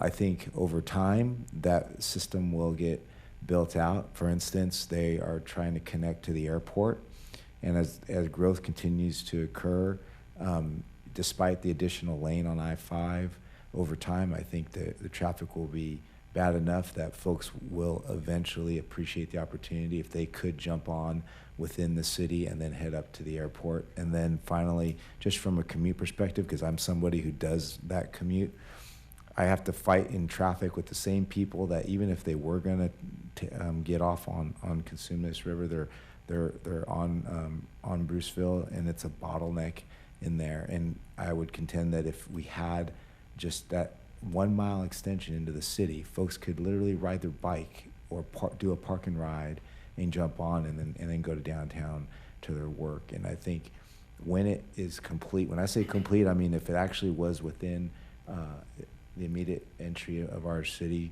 we would have that convenience. And then as they continue to build out in other places, people actually have somewhere to go. So when that all happens, during that time, the population will continue to grow. I think we will appreciate having that investment nearby. Okay, Vice Mayor. Thank you, Mayor. Yeah, to add to that, and I agree with your points, Councilmember Detrick, but when you talk about a robust transit system, there's a continua, and at one end of the continua is connectedness, and that's making buses run down as many streets as you possibly can, and at the other end of the continua is frequency, that you're not getting everywhere, but where you do go, you're getting there often. And we at RT had a transit expert do an analysis and determined that unless you're focused on that frequency and willing to make the tough decisions to not provide the social service of transit, you're not going to get that maximum potential ridership. And I experienced that with my own transit riding experiences, because if you know that missing that bus, that one bus that's coming by, is going to cost you another hour out of your day, you're not going to do it. But if you know oh gosh, it's either going to be in 10 minutes or 20 minutes or 5 minutes, then you don't even look at your watch to know. You just know I got to get there and it'll be there shortly. So when you talk about a robust system, you got to focus on what the definition of robust is. And I think unless we get to where we are running those headways to where somebody, if you're on your bike and you get a flat tire the last 3 blocks and you got to walk your bike, you need to know that didn't just cost you your ride up to Cosumnes River, right? And so, I would focus on building that headway, spending the money that way sooner rather than later, but I do support staff's recommendation at this point. Okay. Councilwoman Nguyen. Thank you, sir. So, Councilmember Detrick, I agree with you, but I will say also that public transportation has, for the longest time, such a negative reputation, and nobody would want to take it, but slowly things are changing and it's getting better. I think RT has done an amazing job at putting on a positive reputation for it, and our Vice Mayor is absolutely correct. I think it's not only about the frequency, but also about the education. So many people will not ever take public transportation because they've heard negative things about it, but once they take it for the first time and they learn more about it and they see how much more accessible it is and how easier it is, I think that's the only way we're going to solve a lot of the traffic issues that we have in our city. I drive to Sacramento every day for my work commute as well too, and I can't tell you, if I miss one light or if I'm just 2 minutes late, that's going to cost me 45 minutes to get to Sacramento, where it should only take me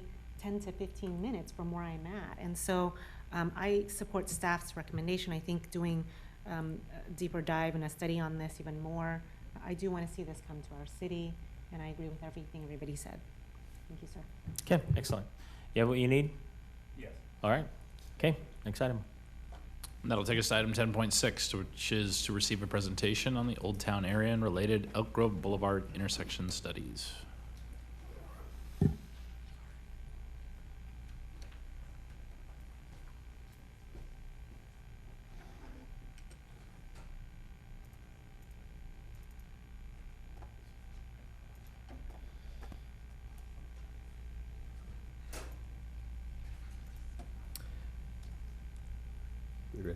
Good evening, Mayor, Vice Mayor, council members.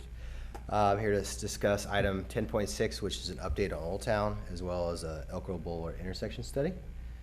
So first, we're going to start with an update on Old Town and all the variety of projects we have happening in that area. I'm going to walk you through the projects in a chronological order from when we're anticipating construction. So with that, we're going to start with the Railroad Street Improvement Project, which is shown in orange. That's the first project. So this is the Railroad Street Improvement Project. Essentially, we're going to reconstruct the existing road and address the lack of shoulders as well as sidewalk and add additional parking. Right now out there, there's just gravel, kind of a gravel area you can park in. We're going to make those improvements. So it'll be much more improved than it is currently, and it will provide, in addition to the transportation infrastructure, it'll provide some utility infrastructure for DNS redevelopment as well as the Old Town Plaza area. And it's about 150 parking spots. This is kind of the parking lot area. That kind of shows you what it's going to look like with all the landscaping. And then the next project is in blue, which is the Old Town Plaza project. This is the Old Town Plaza project. We've already completed phase 1, which is the restroom building. This is the entirety of the project, includes phase 1, 2, and 3. This next slide shows you phase 2 and 3. Phase 2 is fully funded in the capital improvement program.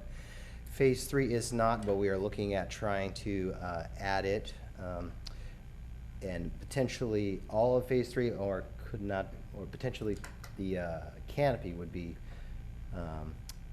maybe the ultimate phase 3. So this is what the canopy would look like. Just kind of a rendering of what that canopy would look like. So that is the Old Town Plaza project. That project will provide, generally speaking, a nice area for events as well as farmers markets for the Old Town area. So the next project we have in purple is the Old Town Streetscape Phase 2 project. So that project will add a two-way left turn lane where there isn't. It'll add buffered bike lanes where there really isn't really much of a shoulder there, at least in some cases. It'll add a continuous sidewalk. It also adds some transit stops. And in this picture, you're seeing a flashing beacon. That's what we currently have at Kent Street. And this next slide, we're going to the east. So the project starts at School Street, and we go to Waterman. Shows continuation of that cross section, and then another flashing beacon at Porta Rosa. So those are the Old Town projects that we have. And we've done a lot of outreach for these projects, and as part of that outreach, we've gotten a lot of comments. So, which I'm going to get to in a second. I need to talk about schedules. So, for Railroad Street and Old Town Plaza, we're planning on constructing those together in the spring and summer of 2020. Shortly thereafter would be the DNS could come in and do their remaining tenant improvements. And then the Old Town Streetscape Phase 2, the first thing you're going to see is utility undergrounding in late 2020. And then with the streetscape construction starting in the summer of 2021. So that's the project schedule. Now here are the concerns I was talking about earlier. So the main concerns we've heard is difficulty in turning left onto Elk Grove Boulevard from Kent Street. So if you're on Kent Street and you're trying to make a left, it essentially is stop controlled, and you have like a very short two-way left turn lane to turn into. And people are having a hard time making that left turn. The other concern we've heard is cut-through traffic, both north and south of Elk Grove Boulevard. So there's concern as Elk Grove Boulevard gets congested, people are looking for alternate routes through the neighborhood. That's another concern we've heard. And then another concern / idea that we've heard as well is there a way that we could make a left turn out of Railroad Street, even in a temporary situation, or some turning at Railroad Street maybe at the end of events, something that we've heard. So kind of these are the intersections we looked at in the yellow stars as part of this study, and the orange is essentially the origin destination that we looked at / cut-through traffic. So we took quite a lot of look at this cut-through traffic issue as well as the intersection operations. So kind of in a nutshell, the study findings are under existing condition, Kent Street does not operate well, but a signal at Railroad Street or Kent Street is not warranted under current conditions. But with development that we anticipate, a signal is going to be warranted at Kent Street. Now we've been talking about potentially a signal at Railroad Street, but that's very problematic due to its proximity to the railroad, so that we're not sure if that's really feasible. And also from an operational standpoint, a signal at Kent Street provides the most benefit. I mean, it makes sense that, you know, the concern we were hearing is making that left out of Kent Street. So if you put a signal at Kent Street, it will solve it. And in the study itself, it actually operates better at Kent Street and as well as Railroad Street. It actually improves operations at that location. So cut-through traffic is another concern. We have very low cut-through traffic. It's like 4 to 8 trips in the peak hour on only one route and less on the other routes. It's not really anything that we're concerned about right now. There's also concern if we add a signal at Kent Street, it would increase cut-through traffic, but based on what we've looked at, it does not appear that will be the case. And in general, the overall streetscape project with a two-way left turn lane will actually improve overall operations of Elk Grove Boulevard. So with that, our recommendations is to add the signal at Kent Street we've shown in this diagram. And I'm going to give you a little bit more. So on Old Town Streetscape Phase 2, what we're going to do is we're going to add the signal at Elk Grove Boulevard and Kent Street. We're going to interconnect the signals. And then we're also going to look at if in the interim we can extend that two-way left turn lane that provides a refuge on Elk Grove Boulevard for when you're making that left off of Kent Street. That means the next steps would be to first amend the environmental documents, both CEQA and NEPA, develop a funding plan for this additional cost, which is about $675,000, and then we will continue to coordinate with California Public Utility Commission, UPRR, on that Railroad Street concept of trying to make that left turn. In our preliminary discussions with them, they want us to write them a check for $25,000 before we really start having a good discussion with them. And in addition, they have a variety of other things that they really want us to do at that location. So we're a little bit cautious on this, but we're going to continue investigating it. So with that, that's staff recommendations. Open for any questions? Any questions? There are no questions. Perfectly clear. Thank you, sir. At this point in time, we'll open for public comment. We've got 2 speakers signed up to speak. First up is Randy Becker. Following Randy is Denise Walker.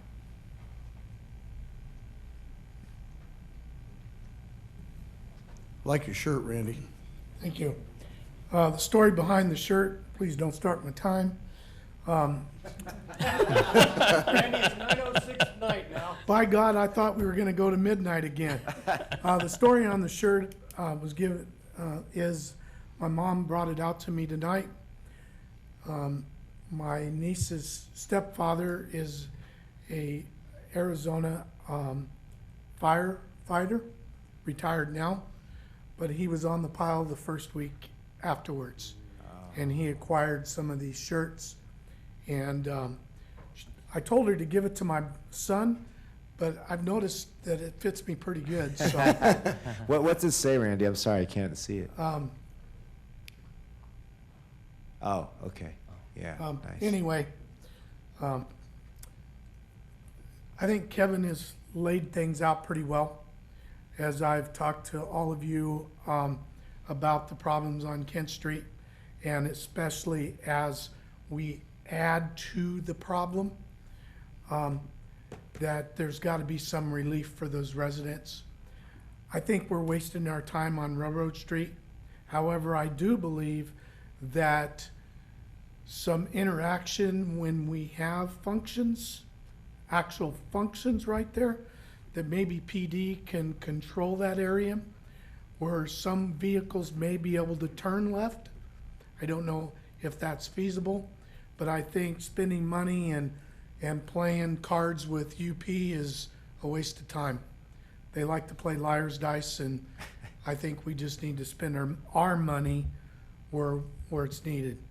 And I know that, you know, to be honest with you, I'm really kind of excited with how we're going to look at making it better for the area as well as making Old Town a little more livelier than it is now. Because I'm looking forward to spending my time in other places than Bob's Babes and Brick House, the 3 Bs, and Lola's is no more and not open anymore. So I would like to see that light at Kent Street and it not be pulled. Thank you. Thank you, sir. Denise Walker.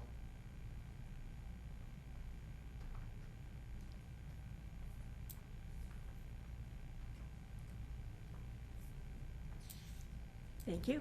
I'm one of the residents impacted by that. I live in Old Town. And when I bought my house 26 years ago, there weren't any houses east of Waterman Road. That was all country. There was just a few farmhouses here and there. Since then, you put in all those thousands of homes. There's been times it's been impossible to get out of my neighborhood. There's been times that traffic's been backed up on Kent Street way past Grove Street. There's been times I've been behind somebody that was scared to death to pull out. Me, if you see a black SUV driving like a bat out of hell, that might be me. Because there have been times I've had to just gun it and go for it. Chief, did you take note of that? Okay. And no, it's not me, it's neighbor down the street. But yes, I do hope you put a light in so we can have some relief and get out of our neighborhood. I mean, it's only fair, you know, come on now. It's almost impossible sometimes. I can't begin to tell you how many times I was late to events because I couldn't get out. My son hates coming to visit me because he has no patience. I mean, he just, you know, he doesn't want to come over because he doesn't want to deal with the traffic of trying to get out of my neighborhood. So I think, and a lot of my neighbors do want the light. We've been wanting that light for a long time. We've been fighting for that light for a couple of years now. And so I hope you take into consideration and please give us that light and give us some relief. That's all I have to say. Thank you. Thank you, ma'am. Seeing that there are no additional speakers, want to close public comment. Council deliberation and direction. Members?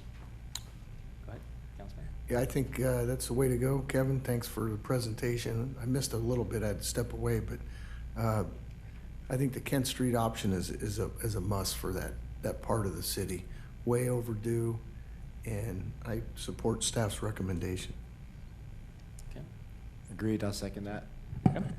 Anyone else? Mayor, if I could step in really quick, I just want to add some clarity for the environmental record. We're not actually making a decision tonight on adding the light because you don't have the amended environmental document in front of you. So you're just telling us that you would like us to include it in the amended environmental document, and then at that point you will review all the impacts and make a decision based on reviewing the environmental document on whether or not you want to approve the amended project. So I just want to put that out there. Got it. Thank you. All right, anyone else? I think we have, you have what you need? Good, all right. Okay, that being the case, let's close the meeting at 9:11 p.m.